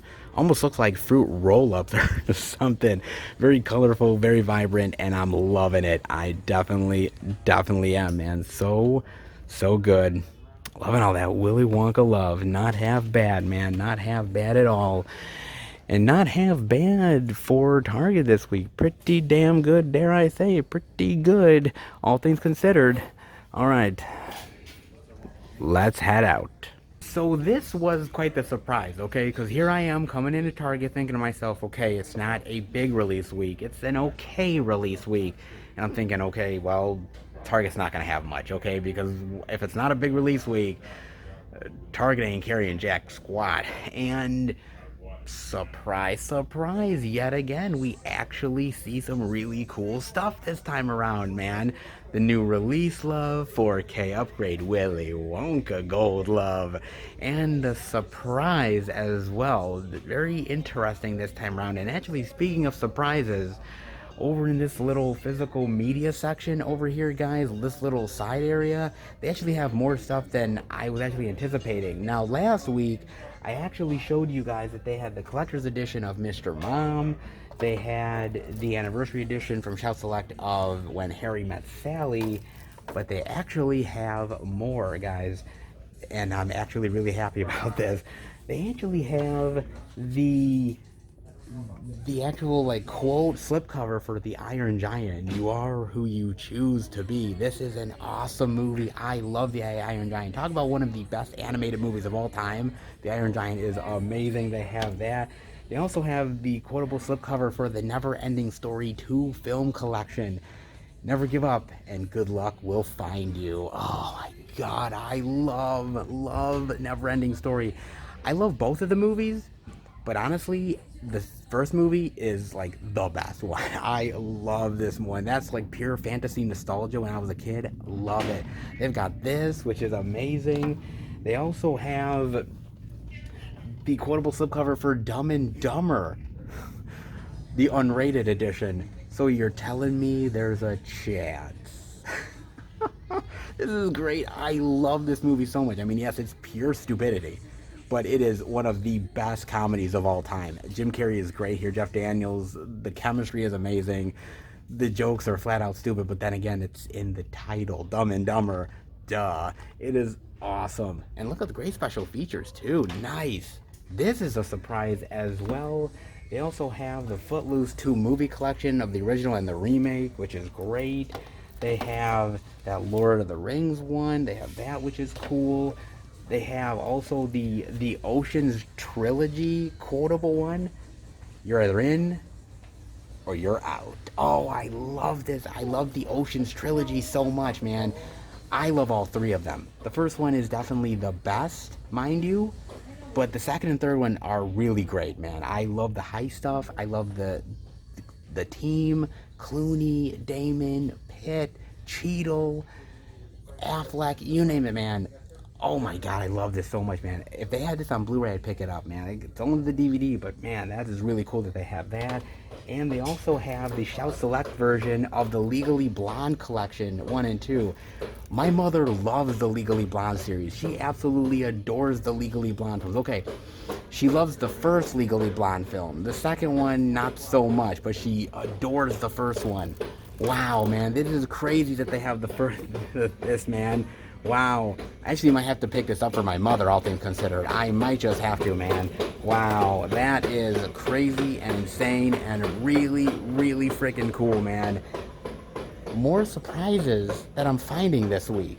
Whether it's the exclusive slipcover editions over at Walmart, or there's some unique editions and interesting surprises here. Certain physical media that I was not expecting. Surprise, surprise this week, guys. That is for damn sure. Not bad, actually. Not bad at all. Will the surprises continue? Well, I guess we'll just have to find out. All right, everybody. We are at our third location, the second Walmart. I'm going to go in and check out if there's any interesting indie titles worth showing off. If there is, I'll bring it back to Film Fan 108 HQ and show it off to each and every one of you. But before I do that, this is a real thing. This trailer's real. Karen. Oh my fucking god, man. Look this trailer up, man. Holy shit. So, you've heard of Karens, right? You know, these bitchy women, or even bitchy men, you know, that complain about everything, man. Every little thing to fucking complain about. You know, they hate, you know, black people, they hate Jewish people, they hate everybody, man. These people are just like, they gotta complain about anything and everything. They made a movie about it. They made a movie, literally. This is produced by BET. I can't believe this. This is a real thing. I thought this was a joke. I seriously did. No, this is a real fucking thing, man. Holy shit. This is wild. Oh my god, man. So basically this black couple moves into this nice neighborhood. They're really nice people, and this white lady who is extremely racist, she does not like black people living near her, and she does everything in her power to try to destroy these people's lives, man. And I mean, my god, it is so on the nose and ridiculous. It can't get more ridiculous, right? Oh no, hold my beer, because it's like, holy shit. I mean, she is so angry. Literally in the trailer, she, the lovely, black wife is making a meal, and she's like, oh, well, look at you slaving away. I'm like, Jesus Christ, lady, a little on the nose. And it's like, she gets so pissed. It's like, well, you're supposed to take your trash out and put it right on the curb, and then you got to take it right back when they bring it, back and everything, when they take your garbage. And she's so anal about it. She's like, you bastards, and she literally knocks over somebody's, fucking trash. Lady, calm the down. Man, I mean, in my work, I've dealt with a lot of crazy people. I've dealt with Karens, okay? I have, man. These people are real. They walk among us. Like, God, and they've made a movie on it. Oh my God, man. Jesus. I've seen some crazy movies, man. I've seen some wild scenarios and some chicks that have gone off the rails, man. I mean, Glenn Close and Fatal Attraction, man, that bunny was fucked. like that bunny was screwed, man. I mean, I've had seen obsessive chicks in movies, a single white female that literally wanted to take over another person's life. I mean, man, geez. I mean, remember Swim Fan? When, one of the people from the fucking swim team, has sex with this chick, and she's so obsessive that she wants to ruin his life. I'm like, I've seen some crazy bitches in my time, man, watching movies. But this chick, man, that takes the cake, man. Holy shit. This chick is nuts. She's nuts. Oh man. Oh my God. And it's just like, it's just one racist scenario after another, man. Whether it's racial profiling or, obviously, like, well, you're not part of this meeting in the neighborhood because you're black. I mean, she literally like has a neighbor say, "Oh, who moved into your next door?" Well, they're black. Like, wow, okay, yes, I'm pretty sure they're still human beings, though. Oh my God. Lord, I can't believe this is even getting made. This is so ridiculous. This would be some sort of weird, crazy skit that somebody would make as a joke. But no, this is real, and it's really coming out. And damn, man, is Hollywood running out of ideas? Come on, Hollywood's running out of ideas, right? Because like 10 years ago, this movie would have never gotten made, man. Now we're literally like, man, we've been through remakes, we've been through reboots, we've been through, all kinds of different things, man. Now we're going through the Karen cycle. My God. How long is the Karen cycle going to be? How many movies are we going to get in the Karen cycle? Holy shit. Please, please let this be the only one. Oh my God. Oh my God. I can't believe it. Hollywood's officially run out, baby. Oh, Karen. Oh. This woman's going to haunt my nightmares and my dreams. Oh, fuck. Oh my God. Oh, the things the cinema gods give us, they must be angry for 50 Shades of Grey. I'm sorry. I'm sorry. I apologize. We won't ever do it again. Oh my God, fuck. Guys, you gotta look up this trailer. You gotta let me know what you think of this thing. Oh Lord. This is so bad. Oh. I feel so bad for everyone involved in this thing. The fact that they made it. I mean, man, I didn't think Karen's was such a cultural thing that we'd get a movie on it. Man, we get a movie on everything now. Damn. Whew. But yeah, we still don't get a lot of Hanukkah movies. How the fuck does that happen? We get Karen movies, but we don't get enough Hanukkah movies. What the fuck? Oh, man. What the hell, man? Let me know what you guys think about that. Man, what a... In the meantime, let's head into the second Walmart and hopefully some goodies to check out. Ah, yes. Back in at the second Walmart, ladies and gentlemen. And it's a slower physical media week. Not a lot as far as new release love to show off. However, just when we think we're not going to see anything because it might be a slow week and, well, indie love might take a week off. No, indie love never takes a week off, or at least most of the time it never takes a week off. And this week, well, it decided, hey, slow release week, but we can still have a little bit of love for you, just a little bit.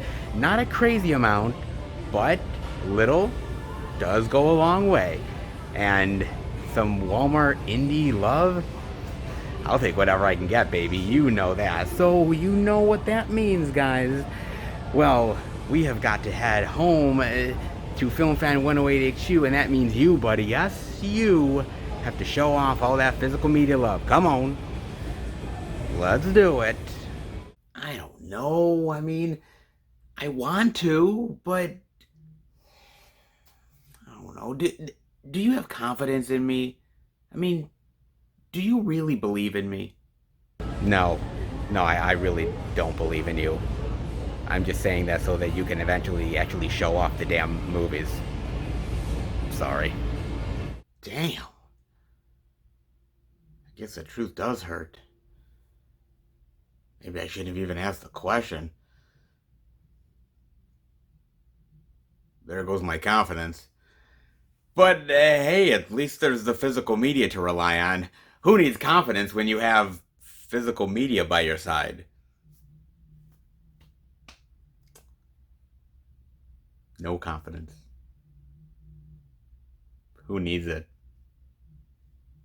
I have my movies. That's all the confidence I need, right?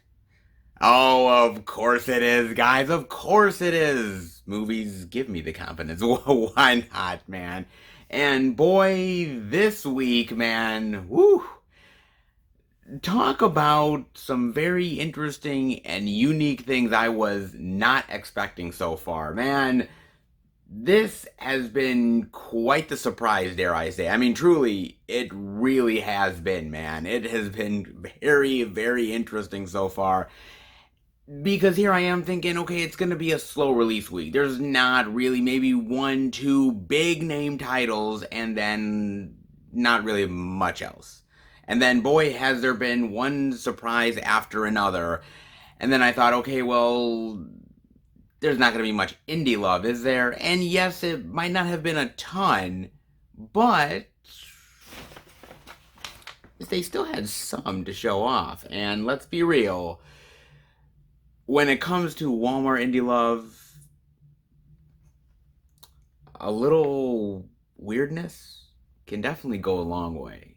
Oh, you know it's time, baby. Indeed it is. Walmart indie goodness time. Yes, indeed, baby. Can you feel it? All that Walmart weirdness.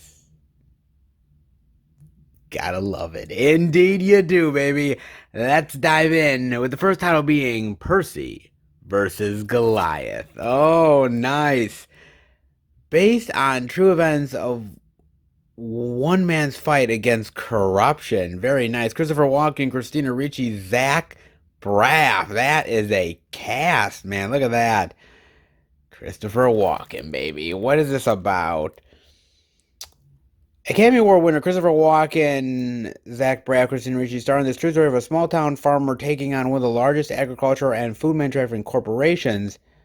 Percy Schmeiser, a third generation farmer, is sued by a corporate giant for allegedly using their patented seeds. With little resources to fight the giant legal battle, forces with up and coming attorney and environmental activist to fight one of the most monumental cases all the way up to the Supreme Court. Wow, really? Nice. I like that. The little guy versus the big behemoth. I like that idea, man. I'm always rooting for the little guy. I mean, you know, I care about the little guy. So I do like this type of story. I really do, man. This looks interesting, and I mean, come on, what a cast, man. Some really great actors in this piece. Above them all, Christopher Walken, man. I love me some Christopher Walken, man. I mean, King of New York. Of course, he was awesome in The Dogs of War, and he's been awesome in many, many, many, many, many movies, man. He's an acting legend. The man is an acting legend, for goodness sakes. I mean, older movies that he had done, like, you know, Catch Me If You Can, which is absolutely amazing as well. And, of course, everyone remembers him from that music video that he did when he was dancing around, man. He was doing that. He's kind of a quirky actor. You know, people kind of make fun of his speech and everything, like, I got a fever, and the only prescription is more cowbell. He's great. He's great. They make fun of him a little bit, but honestly, it's all in good fun. He's such a really phenomenal actor, and he knows how to play drama. He knows how to play comedy. He knows what works for the role that he needs it in. He knows what tools in his toolbox needs to be brought out, and Christopher Walken is amazing in that way, man. I love me some Christopher Walken, man. I mean, I don't care whether it's younger Christopher Walken in a movie like The Dead Zone, which is absolutely amazing, or even older stuff where he's really amazing and really fantastic and really knows how to do his thing. He's just a great overall actor that is just solid in almost anything he does, man. I mean, even when he does sort of the comedy shtick stuff, he pulls it off because he's Christopher motherfucking Walken, man. Why wouldn't he? I just love the guy. I put Christopher Walken up there with people like John Malkovich and some of these other actors where I'm like, oh, Willem Dafoe, where I'm like, okay, any movie that they're in is instantly watchable because you know they're going to bring their A game to whatever they do. And a good little legal drama about the big guy versus the little fish. And Christopher Walken plays the little guy in here. I mean, you already know who I'm rooting for, baby. It's Christopher. I wonder what I'd do if all crime was legal for the whole night. Probably not watch The Purge. Yes, probably that wouldn't be my thing, guys, but there is worse ways to spend a night. You could be killing, you could get killed, or you could watch The Purge TV series. Which one would you pick? A complete TV series of The Purge. Ooh, I think they're going purging tonight. I definitely believe they are, baby. Yes, indeed. Oh, baby, they're definitely getting their purge on. Now, the second season of the show came out this week, and all I could really find was the complete TV series, so they packaged it all into one nice, neat little purging package for all you fans out there. Now, I talked about the Purge movies earlier, and the Purge movies, at least in my opinion, the Purge movies are an exercise in what to do right and what to do wrong, because there are certain movies within the franchise that really take the potential and the idea and really spin it into a great creative and imaginative movie that really takes the concept and really flies with it. And then there's other movies in the franchise that really feel like they missed the mark and they really, there's a great idea there, but it gets lost. And it's sort of a tale of a franchise that has had, a certain amount of ups and a certain amount of downs. But the thing about it is, with it being in the movie theaters, when you have that R rating, you could use it for a lot of crazy violence, ridiculous over-the-top kills, a lot of blood and gore, and really utilize the idea of the Purge. Under a TV budget format setting, you are limited. You're limited to what you can really do depending on the network that you're on. And The Purge is one of those concepts that I think bodes better in movies than it does TV shows. I really honestly do. I watched some of the first season of The Purge, like a year and a half back, something like that, and it was fine for what it was. There was a lot of character drama and talking and not a lot of purging, a lot of violence. There is a certain amount of it, but few and far between. And then the second season, I really didn't watch much of the second season, to be honest, because I was so disappointed with the first season and I just was so let down by it. But I had heard a lot of people say it wasn't all that great, and I happened to believe them. The problem is the show was on the USA Network. I don't think that a concept like this really deserves to be on something like the USA Network. It deserves to be on like a Starz or a Showtime, Cinemax, something like that, where it can utilize the violence and really give you this great setting and great extremities of what the Purge can really do. And USA Network, it's just not one that you really want to take this concept to. Unfortunately, that's what happened, and I think you got a lackluster TV show because of it.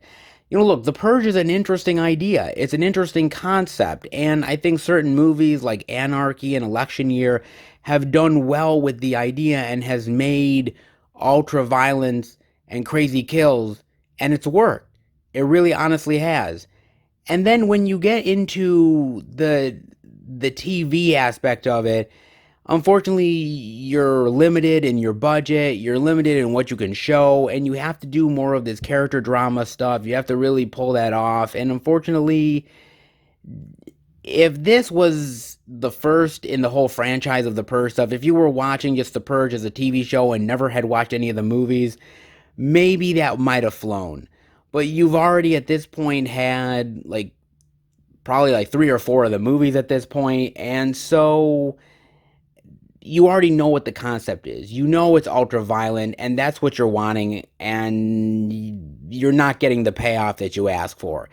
And that's the problem. Certain concepts thrive in TV. The Purge, unfortunately, with the limited that they had on the network that they were on, it was never going to be what I think fans wanted it to. They were hoping because it's a cool idea, but just because it's a cool idea doesn't mean that it's going to be executed the right way. And unfortunately, with a TV show like The Purge, the execution matters. And in this case, I think you'd rather be purging than watching. I was born a poor devil's child. Oh no.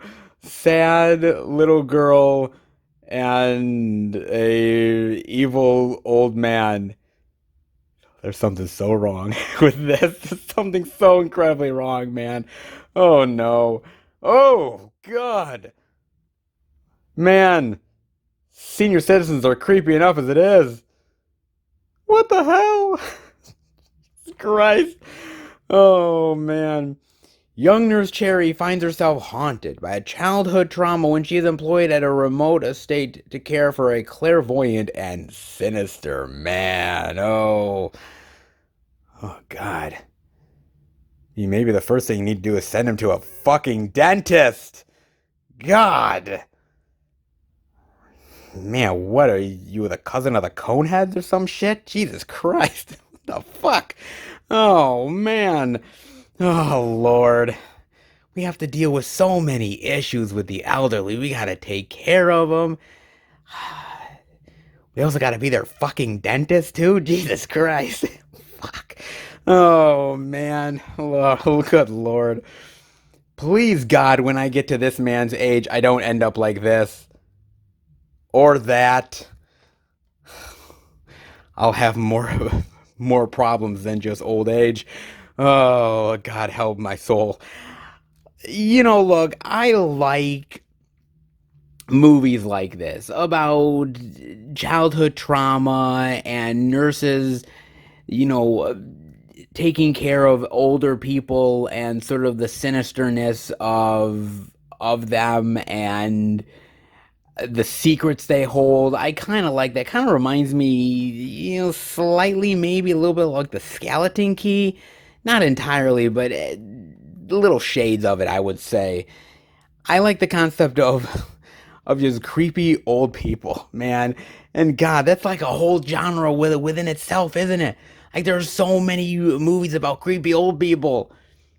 I mean, my God, it's scary, man. I mean, I've seen movies where there's like apartment living and everything, and like creepy old people living in the apartment. There's like a ton of those movies, man.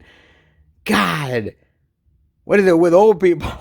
Shit, man, they're either really nice, like in Cocoon, but they end up turning into fucking aliens, or they're creepy old people that have like sinister plans for you. And like bring up childhood trauma.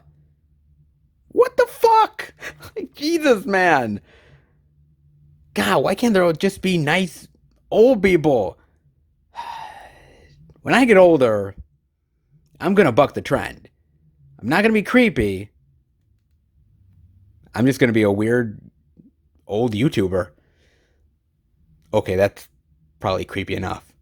And last, but certainly not least, here are the young men. Very nice. With Finn Cole, Anya Taylor-Joy, Travis Fimmel, not bad.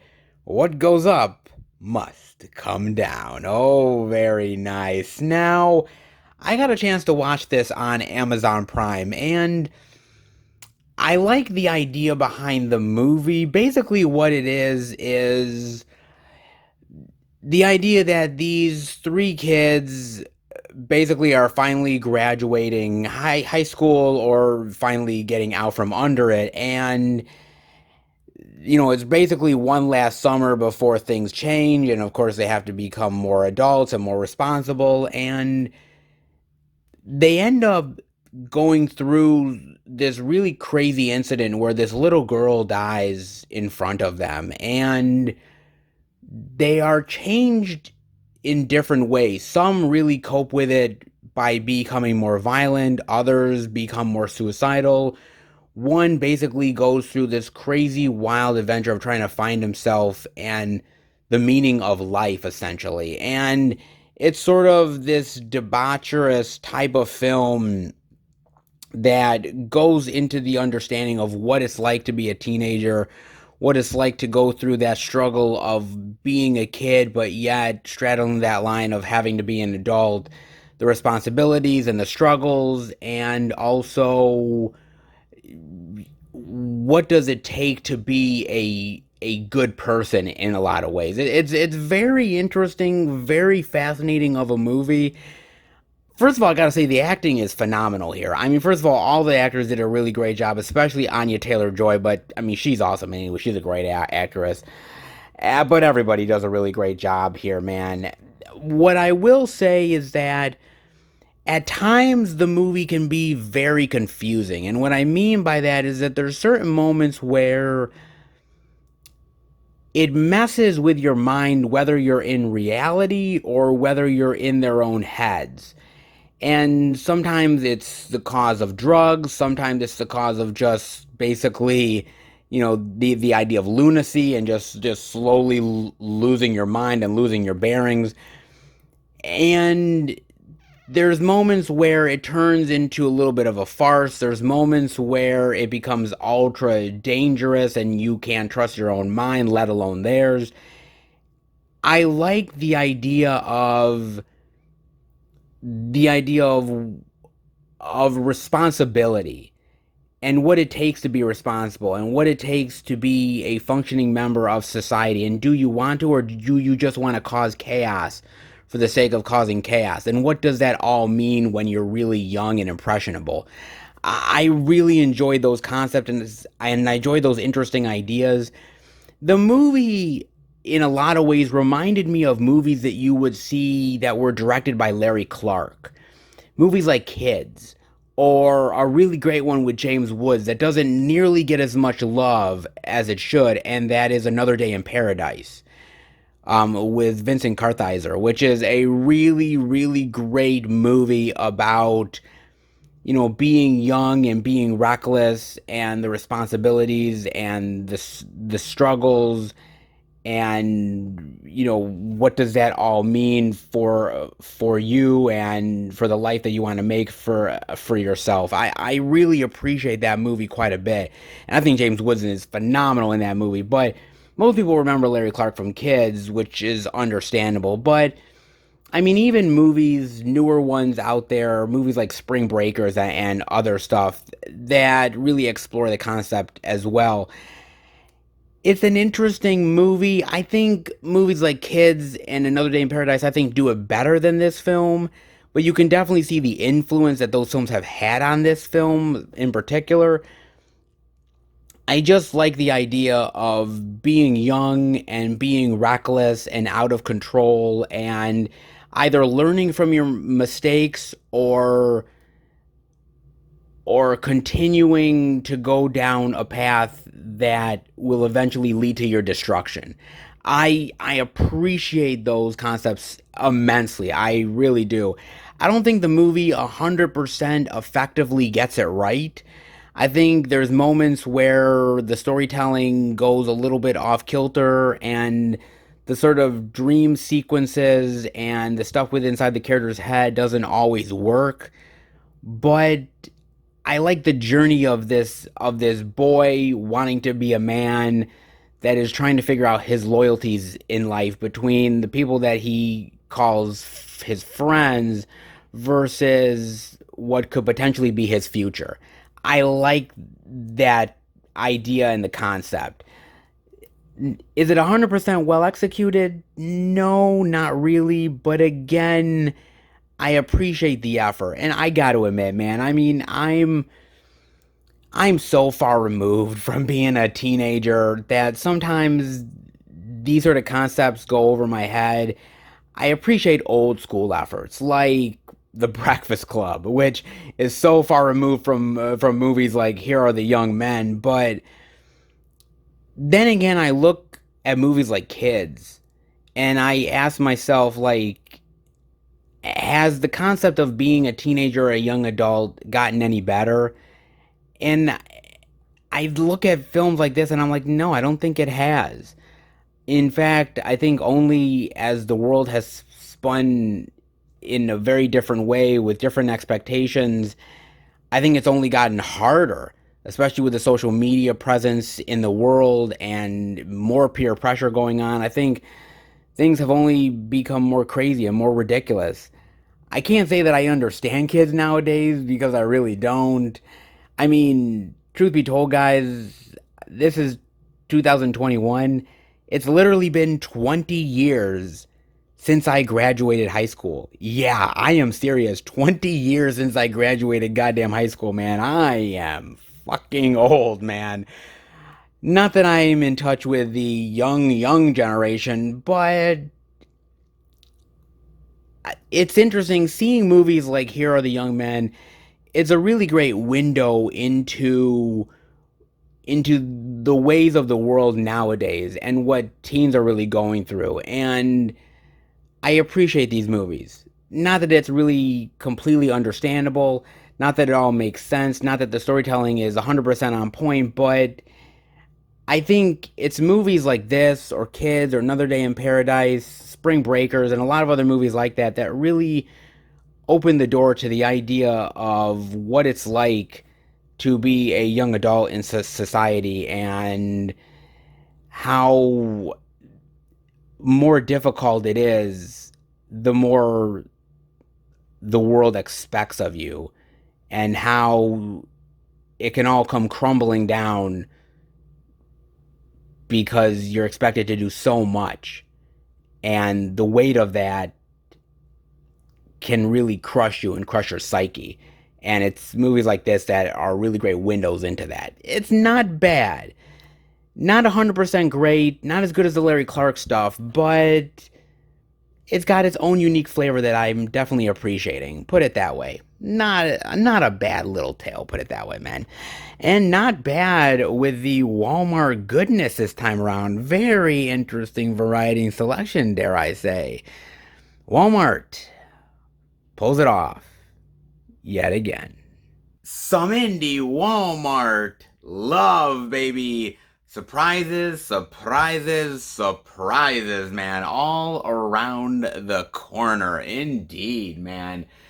Not bad. Not crazy plentiful, but then again, I wasn't really expecting much from the second Walmart because, to be honest with you, it's not a crazy plentiful week for physical media. It's just not. I mean, we've had some major awesome weeks for physical media, and this time around, not a lot. But then again, just because there isn't a lot doesn't mean that there's not stuff to show off. There's always stuff to show off, guys, and, well, the indie Walmart love definitely proves it, doesn't it? Yes, indeed it does, man. And I think that's why I love physical media as much as I do, because it's about those unique and interesting finds that are right around the corner. And I truly do mean that, guys. In all respect, I truly do mean that, because you see, what's interesting, I think, about doing these out and abouts, or just movie hunting in general, whether you guys agree with me or not, is that it's about the cool little things that you find along the way. Whether it's an interesting little slipcover that you've never seen before, or whether it's an edition of a movie that is sort of comes out of nowhere and you're surprised to see it. or this unknown gem that you're like, wow, this looks really interesting and intriguing. I'm going to give it a chance. That's what physical media is all about. And that's something that you cannot get through a digital platform. You cannot get through streaming. Yeah, every now and again you might, scroll through something on Netflix or Hulu or whatever. Oh, that looks interesting. Click. But there's something about the thrill of being on a hunt, a movie hunt, or going to these stores and finding something that you're genuinely surprised by, or something that is nostalgic to you, something that you haven't seen in years, or a movie that everybody has been recommending to you and you finally find it and you're willing to give it a chance. Physical media is about that. It's about that love. And I think there's something about that that is truly special and genuine. And no matter how many subscriptions that you go for on these digital platforms, it can't really, it just can't replace that awesome tangibleness of physical media love. It just can't do it, guys. There's just no way about it. And that's why I love it. And it's out and abouts like this, seeing really cool and unique things out there, even on weeks where you think that there's nothing to show off, that truly make it genuine and special. And you know what, man? I mean, yeah, we see all of the really great, new releases out there, and we see all that really great stuff every single week, but it's the surprises, it's the genuine shockers of like, oh my god, this is here, that make it all the more worth it. It really does. And that's something that no digital platforms will ever have, guys. I mean, truly. I don't know whether you guys agree with me, but hey, I just love physical media that much. And seeing some unique things on an out and about where you think you're going to see the mundane, that's pretty special to me, guys. And so any physical media love I can get is always appreciated. That is for damn sure, guys. Hope you agree with me. Some interesting little bit of indie love, never hurt nobody. And, oh, by the way, we actually have one more location to go to. So let's head to the fourth and final location. Hopefully more physical media love to explore. All right, everybody, we are at our fourth and final location. And boy, has this been a very interesting physical media week, dare I say.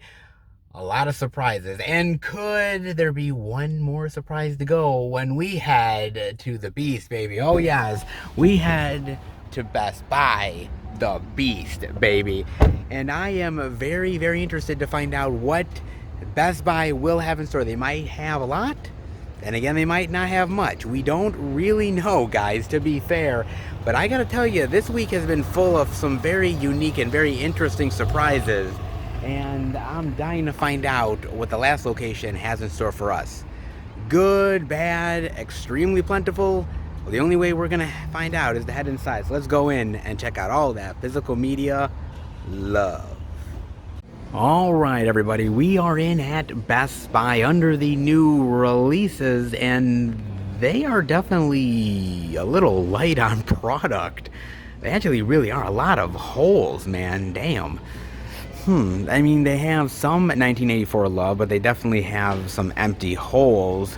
The Unholy love, still some 35th anniversary John Hughes love, but still some empty areas here. I mean, they have more Chaos Walking, right? Because everybody's really looking for Chaos Walking. Yeah, right. I mean, hell, they have still 4 of the Steelbooks, and why? Why did they have to get more Steelbook love in? They were almost out, and they had to get more in because, sure, it's flying off the shelves. I gotta admit, I love a lot of the Best Buy Steelbooks that come down the pike, but this one looks terrible. It's just like, looks like somebody took like a white pen and literally just scribbled all over their faces. It looks terrible. Oh, I love Best Buy, but sometimes their game isn't always strong, and that's one time where their game was weak. Put it that way. It's not going to sell, guys. I'm just being real with you. mean, they still have some regular 4K Arnold love here with Last Action Hero. Still a really great movie. People gotta give that one more love than it gets, man. It's not the greatest Arnold, but it certainly ain't his worst. That's for damn sure. That's really good.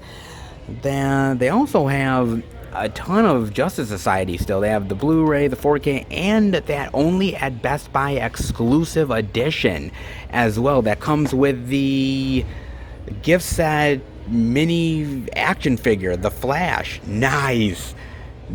I love when Best Buy does this. In fact, I was surprised when they didn't have this on release date, but I know that these go really fast, man. People love these editions so much, man. So when they are here, fans love these exclusives. They love the mini action figures, and yet another one to grab, guys. Very nice, man. I mean, the movie's great. I love the movie. I think it's a great DC animated universe film. I think it's awesome. But then again, what the hell am I talking about? It's DC. It's animated. They are awesome at it. They're the best. It's the best. And literally, most of the time, they succeed with these. And Justice Society is no exception. Really, really awesome, man. And that exclusive Best Buy love is very cool as well. And I know people love that, so another one to get, guys. But then I'm seeing something that surprises the shit out of me, and that is they still have copies of the exclusive Best Buy Saw Steelbook. They have like 3 copies left. Holy shit, I was not expecting they would have more copies of Saw here, man. I mean, when I showed it off last week, I was like, oh, they're gonna get rid of this. This is gonna sell out fast, and they're still here. Like some, at least they sold some, but man, there's still 3 copies here. That's crazy, man. That's nuts. It's insane. This is a sweet edition. I mean, look at that. That's pretty goddamn cool, man. I'm surprised. If it's still here next week, I'm shocked. I cannot believe this has not sold out yet, man. That is nuts. And I love the Saw franchise. And boy, this is awfully tempting to pick it up. I mean, I'm not going to lie. It is really tempting. And I love the Saw movies. But I'm holding out, man. I'm holding out for eventually a big collection edition set of all the Saw films together with all the special features and all the fixings and the artwork and everything, like something like Scream Factory would do. I don't think they'll ever do one for Saw, but I'd love to see it. But man, oh my god, this is so tempting. This is so incredibly tempting, but I'm gonna hold back. Patience will eventually pay off, and one day there will be a very huge limited edition set for the Saw films. Let's hope, guys. Let's hope my patience will pay off. But that is sweet, baby. That is really, really sweet. I'm surprised that's still here, man. But that is great. I mean, the Saw exclusive Steelbook love, Justice Society limited edition action figure love. Oh, and bad Best Buy exclusive scribbling artwork love. Great. But not really anything new release-wise, and still a lot of empty areas. I wonder about the other side. And on the other side of the new releases, a lot of more empty areas, man. Eesh. I mean, they do have some Godzilla v. Kong love, but there's a lot of empty areas. I mean, they have the collection set. Of course, they have Batman The Long Halloween Part 1. Oh, my God. I want Part 2, like, now. I really do, man. They have that. They have Lower Decks, The Steel. They have Tom and Jerry. And Barb and Star. Yay. Which is worse, Tom and Jerry or Barb and Star? This might be the one time. This might be the one time that you will ever hear me say this. Tom and Jerry is worse than Barb and Star. I'm actually giving Barb and Star a little bit of praise. You will never, and I mean never, hear me say anything good about Barb and Star again. So take it while you can. Take it while you can, man. Oh, look, and they still got a lot of copies of Tom and Jerry, which are not going to sell. Oh, a little bit of Barb and Star love. The only time I will ever say anything good. Just saying. Of Soul, Fast and Furious Steelbook, more Raya. Raya is so good, man. And boy, Raya's been selling like crazy as of late. And I'm so happy because the movie is amazingly awesome. News of the World, Psycho, Willy's Wonderland. Some stuff here and there, but still vastly empty. And yet, no new releases to show off. Maybe we'll see stuff in the back. And over in the back area here, there is some empty shelving areas, but for the most part, they have a decent selection. It's just finding the newer stuff, and there is a few things here and there that I am seeing. They have the Blu-ray of that Shudder original Anything for Jackson. They did get that in. That's new for them, at least this week. They also have these Ultraman editions, which really intrigue me. Every now and again, I'm seeing these Ultraman editions in various stores, Walmart, Target, here. I've been seeing them constantly, every now and again, and I've always been curious about them. I mean, look at that artwork, man. Look at that. It's very vibrant, colorful, very funky, but I really love it. Look at that. Series plus movie combo pack. Interesting. Huh. Oh, look at that. Look at that. Oh my god, that is so weird and odd, but I love it. Weird, like, claymation animations? So weird, but oh, that's so cool though. Oh, it's so old school. Oh my god. Oh, that's awesome, man. That looks really, really cool, man. I mean, just as somebody just walking around and seeing this, like, this would definitely catch my eye in a big bad way, dude. And from Mill Creek as well. Nice. A little Mill Creek love. Awesome. Here at Best Buy. Nice. They also have this 2-movie plus special. Ultraman, Dark Glop Zero, Ultraman Zero, Ultraman Saga. Interesting. This is fascinating, man. I mean, I've seen so many different editions of Ultraman out there at various stores, man. This must be like a huge, gigantic franchise. It really must. I mean, I can't say I've never heard of Ultraman because I've heard of the character. I've seen bits and pieces, but nothing really to make a judgment one way or another. But I got to admit, the character intrigues me. I love the look. I love just the old school style of Ultraman. I mean, it was really quite fascinating.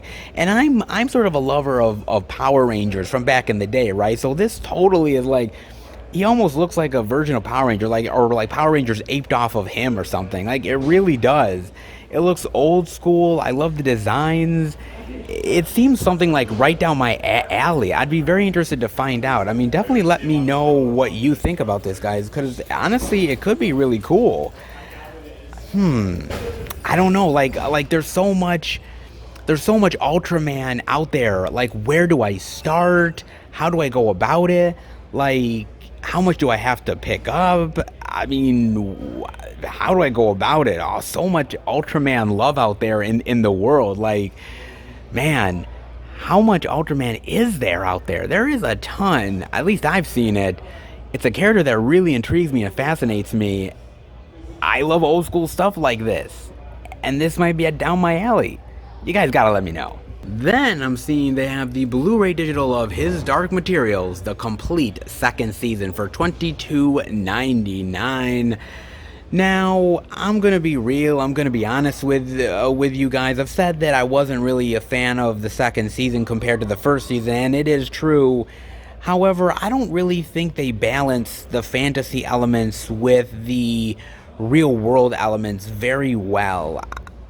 It's very tricky to try to connect with characters, feel like it's a lived-in world, and yet have the fantasy elements that really feel like you are in this whole different entire world with different creatures. And they tried, but I don't think they really succeeded. At least in the second season, I don't think they did. And it's kind of interesting because there's certain shows that do it well and certain shows that don't do it well, like True Blood, for instance.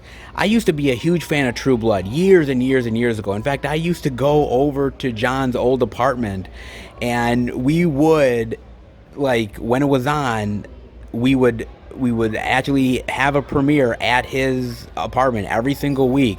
We would get food and pizza and everything and just watch it, man. We just would watch the new episodes of True Blood, and we were fans, truth be told. And we thought that they did the fantasy elements with the sort of real world setting pretty damn well until, see, I think it started to go tits up probably season 4.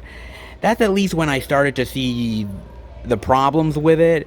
And then everything after that, with the Billith shit and the fairy stuff, it went too much into the fantasy realm. And I felt like they had lost some of that real world aspects that I thought really made the show very fun and enjoyable and somewhat relatable. They had sort of lost it over time. And that was a real shame.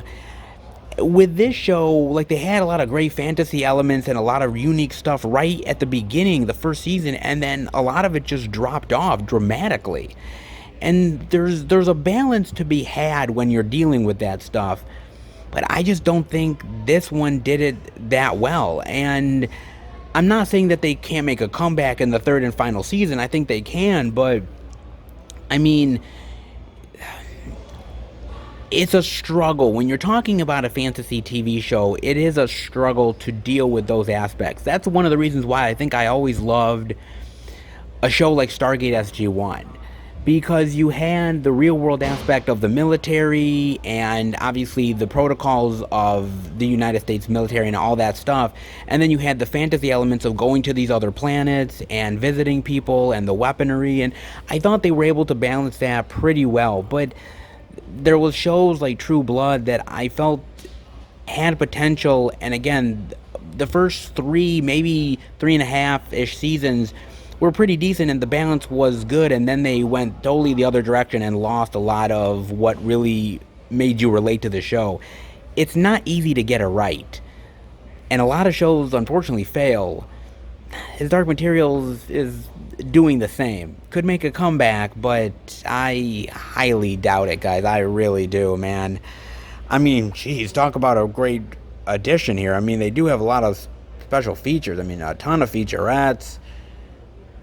Man, a ton of stuff here. Jeez. I mean, they have a lot of great stuff in this edition. And look, the diehards are diehards. I get it. They're absolute diehards to the show, and I understand it. It's a book series that's incredibly popular, and I know that other authors and other shows have taken elements from this series and incorporated it into their stuff. I get it. It's very influential. And again, I think that first season did a lot of stuff right, but it was just so much of an info dump overload that I felt that this went the completely different way, and I just don't think it worked out as well as it could. I'm still excited for the third season. I'm still wanting to check it out, but my expectations are lower, put it that way. Were you happy with the show? Were you disappointed? What'd you think? Definitely let me know about his Dark Materials. Speaking of surprises, okay, I was not expecting this, guys, and that is Battle Beyond the Stars. The Steelbook love for $22.99 from good old Shout Factories. Yes, look at that. Oh my god. I was not expecting this at the Best Buy stores, that's for damn sure. Look at that. Look at that. That is sweet. Look at that. Oh, that is one tasty steel, baby. That is tasty. Oh my god.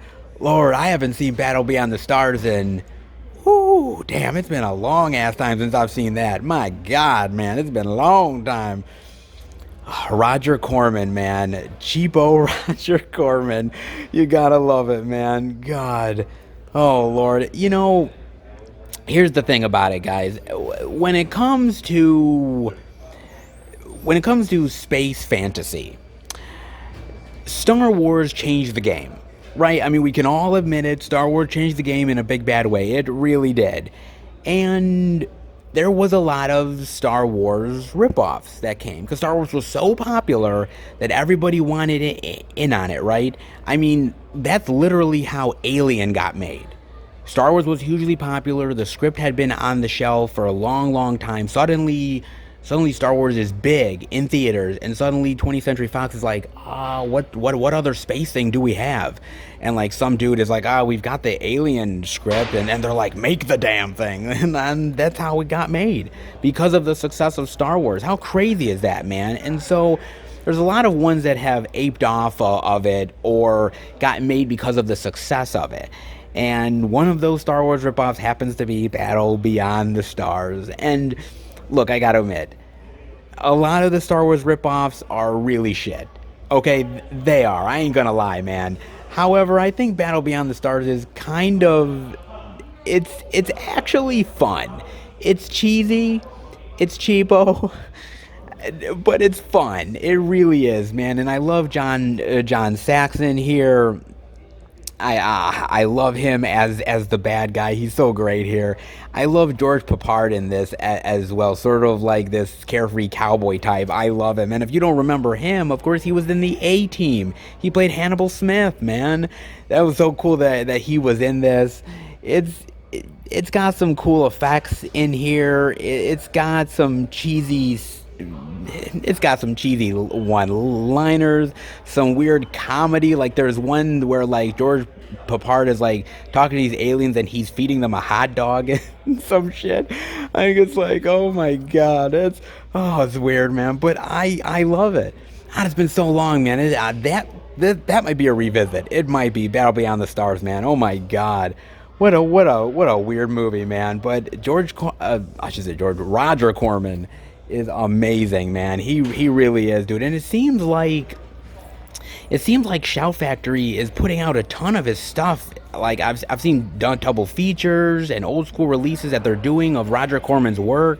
I mean, I'm happy. I mean, Roger Corman's one hell of a producer, has made some amazing movies.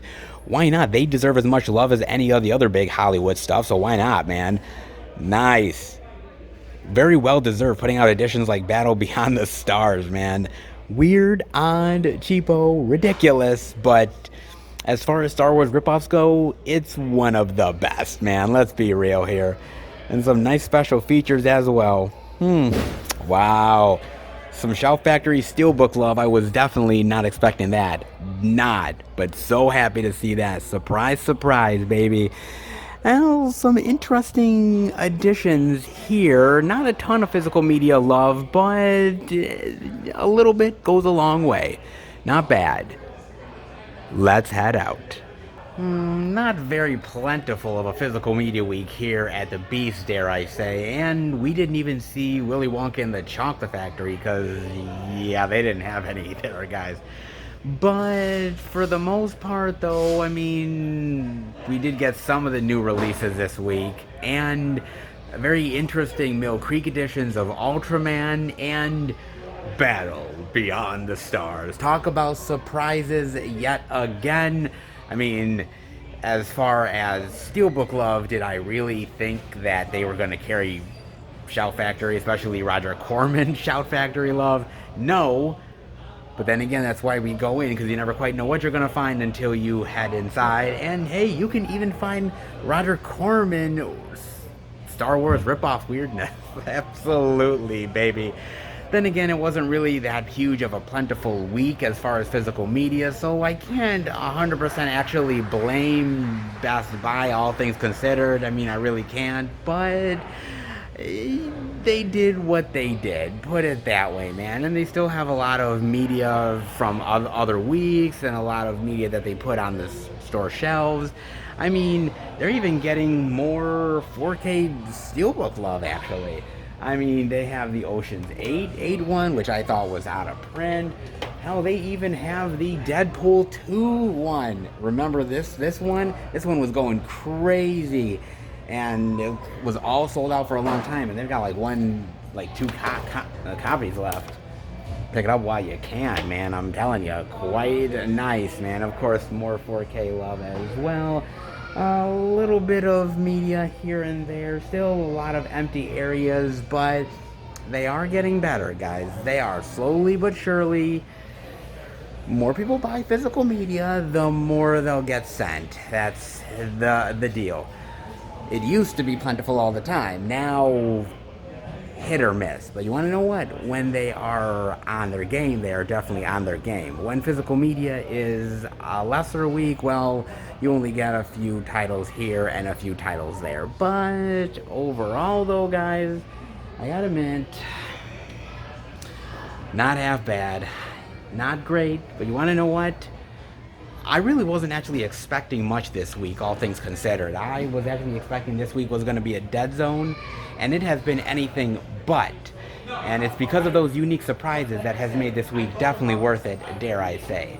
And it's been quite worth it indeed. Best Buy only had a little bit, but a little bit, as I say, goes a long way. And I'm a physical media lover, baby. I'll take what I can get. You guys know that. Alright. Not crazy plentiful, but a surprise or two definitely in the mix. And if it's been one thing this week, one word that I can say overall, and that would be surprise, because this week has had all kinds of them. That is for damn sure, guys. But how about we head home and finish the video? Alright, everybody, that'll do it for the Blu-ray and DVD out and about video this week, baby. Wow. Oh my god. Oh man. You know what? I am right at Best Buy. The word of the day is definitely surprise, man. That is by far the word of the day, man. Because, you know, I started out the video. I went into that first Walmart thinking, okay, maybe I'm going to find one or two major releases this week, and maybe a little thing here and there, but not a lot. It's a lesser physical media week, and my God, was I so blown away, man. I mean, whether it was all of the slipcover love at the first Walmart, whether it was a few interesting physical media surprises at Target. Of course, I wasn't expecting interesting indie love, but I definitely got it, and who'd have thought Shout Factory Battle Beyond the Stars love. My God, man. You know, surprise after surprise after surprise. You never really know what you're going to find until you enter into the stores, and that is proof positive this week, man. That is for damn sure. Wow, that is nuts. That was wild, man. But so worth it, dude. I hope you guys enjoyed it. I really hope you did. If you got some really great physical media out there, found some very interesting thing at the stores, definitely let me know. As far as I'm concerned, well, not a lot of physical media love for me this week, ladies and gentlemen. However, I have one thing that came in the mail, which I am super excited. I am beyond excited for this, guys. Came the exact same day as the release this week, and I am so excited. I am so excited indeed, man. What can this possibly be? So, when the pre-order happened, I was kind of, maybe I should do it, maybe I shouldn't, but I pressed on it big time. I've never gotten an edition from this company. This is the first edition I've ever had from them, and I might just get more. Oh, baby, what is it? Well, it's some 4K love. Oh, indeed it is. It is overseas 4K love. It is Willy Wonka and the Chocolate Factory love, but not just any Willy Wonka and the Chocolate Factory love. No, it is the Zavi edition 4K Willy Wonka and the Chocolate Factory love. Look at this, baby. Look at that. Oh, yes, indeedy. Look at that. Oh, world of pure imagination. Yes, indeed. Let's unbox this sucker, shall we? Let's do it, man. Oh, my God. This thing looks sweet. Holy shit. I am absolutely blown away by this, man. I'm going to be careful with this one, guys. I'm going to be really careful with this one because I do not want to ruin it or anything like that, because this is too good to ruin, man. This is way too good to ruin. Oh, my God. Oh, yeah. I think we're good. Oh, yeah. We're in, baby. Oh, my God. Oh, wow, look at this. This is amazing. Holy shit. I have never ordered from Zavvi before. There have been editions that I have wanted from Zavvi. However, they've sold out in mere minutes. And so I was always like, well, I'll never get an edition. And then this came along and I'm like, oh, I might want to get this edition. And I was like, okay, let me see about this. I may want it. I may not. I don't know. But we're going to give it a little bit of love and see what's up. Oh, look at this. Oh, yeah. Oh, that's sweet. Look at that. That's sweet. Ooh. Oh, my God. Let's open this sucker up. Let's do it, man. Wow. This is all kinds of cool. I'm jonesing, man. I love Willy Wonka. I love Willy Wonka so much. Oh, look at this. Oh, my God. Oh, look at that. Oh, look at that. Oh, my God. Look at the back. Holy shit. Look at this. Oh, look at that.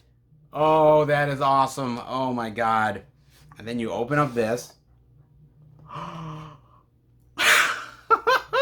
Look at this. It looks like a Wonka bar. Oh, fuck. Look at that. Oh, my God. Look. It looks like it's like half open. Oh, my God. Look at that. Oh, Lord. Look at that. Oh, that's cool. Oh, this is so cool, guys. Wow.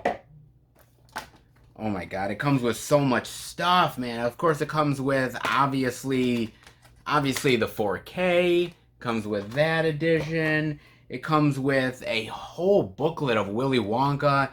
It's got in here stories and different pictures, artwork, you name it. On the back of the booklet, the Oompa Loompas. Oh, nice. Oh, that's so cool. Oh, that is sweet. Oh, that's so cool. They got that. Then, of course, we've got more goodies right here, man. Oh, what is in this? Oh, I gotta see this. What is this? Oh, what is that? Oh, my God. It just keeps getting better and better. Oh, my God. So you've got all these different art cards. You've got ones of Charlie and, of course, all of the kids and everything. Veruca. Oh, look at that. Oh, that's cool. So you've got that in there. That is awesome. You've got that. Then, because that's not all in this one, you also have a poster in here as well. Oh, look at this. Oh, my God. Dude, look at this. I've never seen this before. Look at that. Yo, that is cool. Oh, that is awesome. Look at that.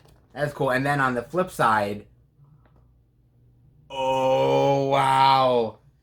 Scrumptious. So nice.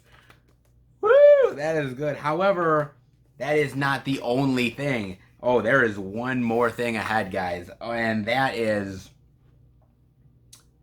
you see, when you open a Wonka bar, you may just find yourself a golden ticket. Oh, I've got a golden ticket. Oh, my God, look at that. Oh, my God. Greetings to you, the lucky finder of this golden ticket from Mr. Willy Wonka. Present this ticket at the factory gates at 10 o'clock in the morning on the first day of October, and do not be late. You may bring with you one member of your own family, and only one, but no one else. In your wildest dreams, you could not imagine the marvelous surprises that await you. Oh my God, where do I go for this? I want to go to the factory so badly. I'll bring my mother with me. I'll bring my mother, and you know she can dance around like Grandpa Joe. Oh wow, look at that. Golden ticket, and it's mine. Oh, mine. Oh, wow. This is amazing, guys. Holy crap. I have never ordered anything from Zavvi in my life. This is the very first time that I've ordered something, and I am beyond thrilled with what I got. Oh my God, this is amazing. This is absolutely amazing. I am completely blown away by this, guys. I don't know what to say. This is amazing. This is out of this world, man. Wow. When Zavi makes an exclusive, holy shit, do they make an exclusive, man. And this is amazing. Oh my God. That is friggin' amazing. Oh wow, look at this. Bam, baby. Oh Lord. This is awesome. This is awesome. Oh my God. I ordered it. I did not know how cool this was until finally in front of my own eyes. It is amazing. I owned the DVD of Willy Wonka, and I have never really upgraded. This is the first upgrade I've done since getting the DVD many years ago, man. Holy crapola, man. This is amazing. Wow. I love this movie. I've said it, and I'll say it again. It is an essential. It is a must. If you are a movie lover, you have to watch Willy Wonka and the Chocolate Factory. And you know what? It's proof positive how timeless this movie is. Because you have the Johnny Depp version, Charlie and the Chocolate Factory, and yeah, maybe some of the songs are kind of cool in there from time to time. The CGI is alright, but Johnny Depp comes off as one weird, creepy pederast. Okay? He comes off terrible. Alright, that movie is nothing compared to this movie. They're even talking about doing a Willy Wonka prequel with Timothée Chalamet. Right? They're thinking about doing that, of showing the origins of Willy Wonka. Nobody wants that shit. Okay? A classic needs to stay a classic. You don't need to do multiple versions of it. Sometimes a movie can just stand on its own, regardless of when it was made. And Willy Wonka is one of them. It is amazing. The fact that this movie has lasted as long as it has is a testament to people like Gene Wilder, to the director, to the costume designers, the set designers, everybody who worked so hard on this movie. It's a testament to them that it's lasted 50 years. And it's going to last another 50 more. It's amazing, man. And dude, I am loving this. This is an edition that I was on the fence about, but I am so glad that I have now, and it's an edition that I am just, I'm so happy to have in the collection, man. This is awesome. This is awesome. If there's any way to upgrade, it's Zavi upgrading, baby. And my God, this is amazing. Woo! I just can't wait for my trip to the factory. I wonder what I'm going to try first. Maybe the fizzy drinks. And before I let you guys go, I want to talk about this very interesting article that I was checking out through Facebook. Very interesting. I own 75 DVDs and Blu-rays on top of 5 streaming subscriptions. Here's why I'm convinced physical movies will always have an edge. God, I'm already liking that article, guys. Let's dive in, shall we? It may seem useless to collect physical media in today's streaming-obsessed world, but the disc lets me do something that streamers don't always offer. Easily watch my favorite movies whenever I want, since they'll never disappear with the expiration of a licensing agreement. He goes on to say, I'm a huge fan of streaming subscriptions and accessing neat movies and shows online. I can browse the titles for hours. But what streaming companies offer at any given time depends on licensing deals with film studios, acquisitions of big media companies, and other factors. That means a streaming company offering your favorite movies could drive you to sign up for a subscription and then pull those films or shows which a deal runs out, which most of the time it does. For example, Netflix is set to stop streaming The Twilight Zone and Twin Peaks in July. Those are really popular ones, and they'll be gone. As a Reddit user, Ben says he has collected over 5,000 discs. With services like Netflix, you are always at the whim of whatever they could license for the cheapest this month. Good luck finding what you want to watch when you want to watch it. The article goes on to say, when a movie craving hits, it's a sinking feeling to find that with a quick Google search, I realized not one of the 5 streaming subscriptions, a collective $50 that he pays for, doesn't offer the film that he wants. Instead, you're faced with paying an extra $3 to $5 on Google Play or another service to rent it. The same price you'd pay for a disc fished out of a bargain bin. So you might as well just buy a physical copy, even if you watch it only every once in a while, which is a good point. You know, he's got a lot of really great and interesting movies that he talks about in his collection, and he also goes on to say that basically the physical copies are like an insurance policy. He goes on to say that basically he's guaranteed that with those discs, he's able to watch it anytime that he wishes. And if they're on a streaming service, great. If not, he doesn't really have to worry about that. The collectors I spoke with said they snagged their finds from a mix of places, including Best Buy, Amazon, thrift stores, and I've taken the same route. There's also a certain rush that comes with settling on a movie and plopping it into my little $70 LG player. It's a ritual, a commitment, to scan through the previews to the disc menu and then press play. That's something streaming platforms can never touch. And he is absolutely right, ladies and gentlemen. Absolutely right. Now look, the thing that gets lost in the streaming wars, and I've said it many, many times, is content.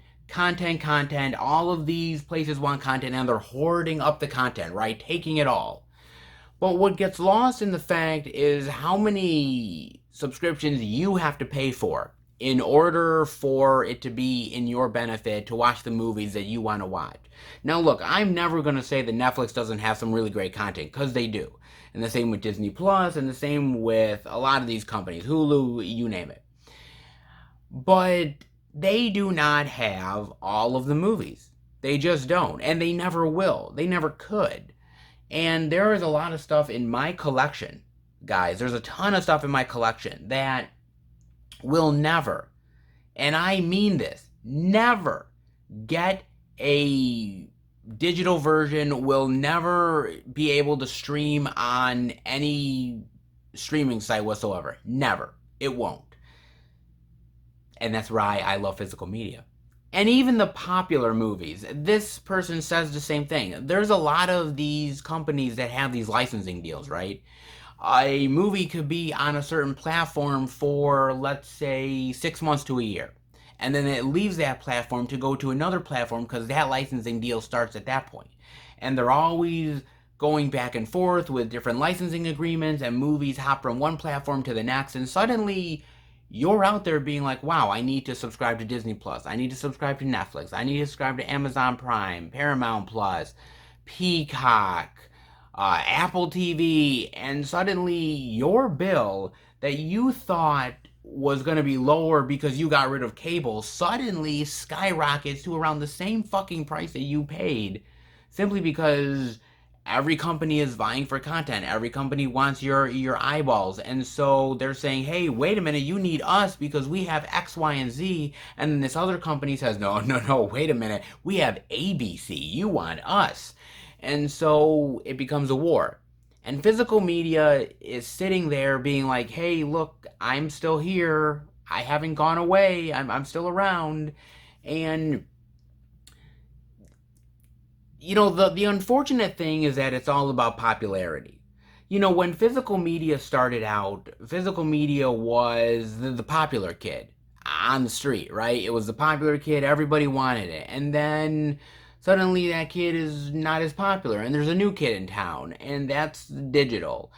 And the thing about it is that digital depends on so many things, on so many factors. It depends on whether you'll be able to find the movie through a ton of algorithm mess that you have to deal with. Even if that company even has the title that you're looking for, it may not even be around for very long. Then you have to hop to another platform.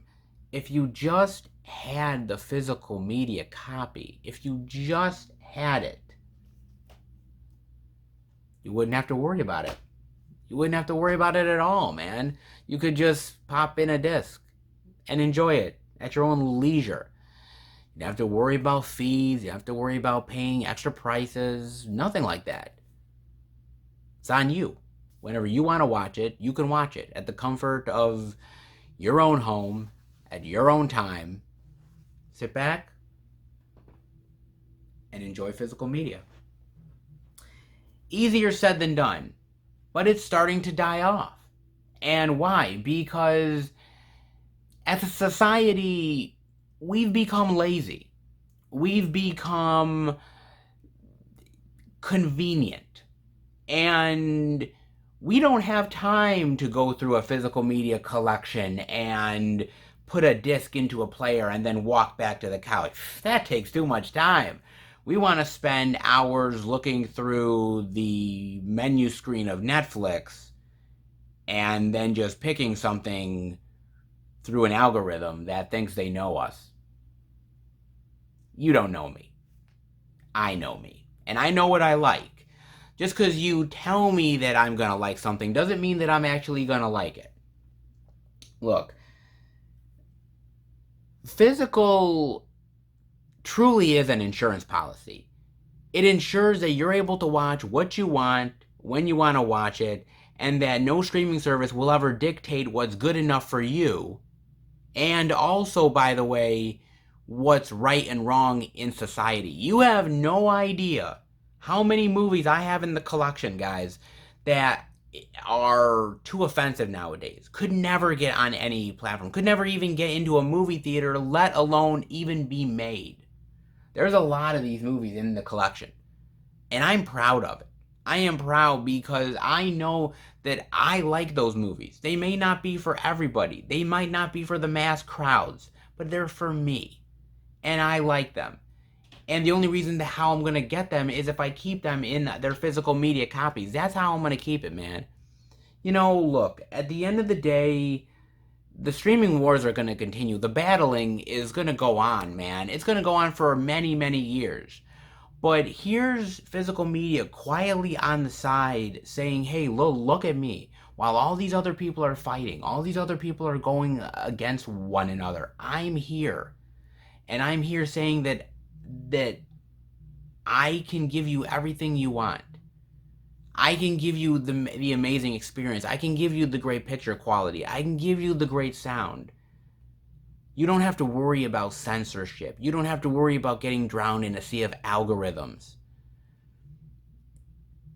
You can count on physical media when everything else has gone wrong. When every other movie and TV show that you want is hopping from platform to platform, you have physical media that will always be there for you. It's reliable. And I can't always say that about these streaming services. I can't. And can a streaming service really make you go through your collection and pick out certain titles and look at the artwork and the special features and give you that experience of looking at the menu discs and I mean, there's so much more to physical media. It's so much more than just the disc itself. It's the artwork, it's the cases, it's the special features. You know, as much as we want to give over to the digital overlords, as much as we want to say, hey, give you my money, here, take it. At the end of the day, there's only so much reliability that these companies are really going to have. And if you're expecting everything on the platform, if you're expecting that these digital platforms are going to give you your entire entertainment needs, you're kidding yourselves, because it's not. Physical, even if you want to still have the streaming services, digital is a great way to have certain new content, exclusive content. But if you're looking for movies that are out there that are old school movies that these platforms have no interest in because it won't make them any money. There won't be any views on it. You want physical media because physical media is going to give you that experience that is going to last a lifetime, and that is far more than digital will ever do, man. Physical media, I can't say physical media is going to be here forever. I can't. But it's here now, and it's reliable. And you may not want to depend on it for everything, but there is certain movies out there that deserve just as much love as all the other stuff on the digital platforms. And sometimes physical is the only way to go. Next time when you're streaming through Netflix and streaming through Hulu and all these other places, remember that it may be the popular trend right now, but popular doesn't always last. But physical will. I tend to believe that, guys. Definitely let me know what you think about that, and hopefully you enjoyed this video. If you did, definitely give it the thumbs up, and if you're new to the channel, welcome. Check out the other Blu-ray and DVD Tuesday videos that I do. Check out the movie reviews with my friends, movie hunting like Dollar Tree hunts, Blu-ray pickup videos, live streams, unboxings, and much, much more. If you are a lover of movies and physical media, hit subscribe and become a part of the Film Fan Nation. I want to thank my amazing subscribers out there.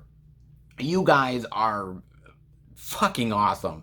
The love that you give me, watching all of the videos, the great feedback, I can't thank you enough, man. You guys are absolutely amazing, and you show me the love, and I hope I show the love right back to you. I really honestly do. So thank you so much for the love and support. I really do.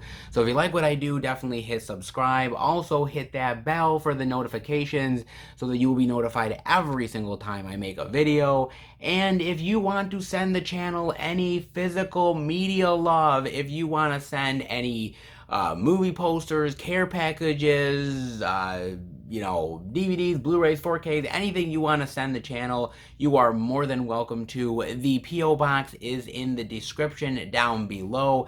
It is not expected, but it is definitely appreciated, and I really love getting the packages. I'm like a little school kid. I literally love checking out all that stuff. It is so awesome and amazing, and the stuff you guys have given me have been amazing. The most greatest stuff I've seen. You guys have gotten me some great stuff. So if you definitely want to do that, definitely do. And also keep up to date with everything I'm doing through Instagram, Twitter, and Facebook. FilmFan108. Keep up to date with everything I'm doing, plus special pictures and videos I do from time to time on social media as well. Alright, everybody, I will see you next time for a brand new Blu-ray and DVD out and about video. Take care, everybody, and remember, happy hunting.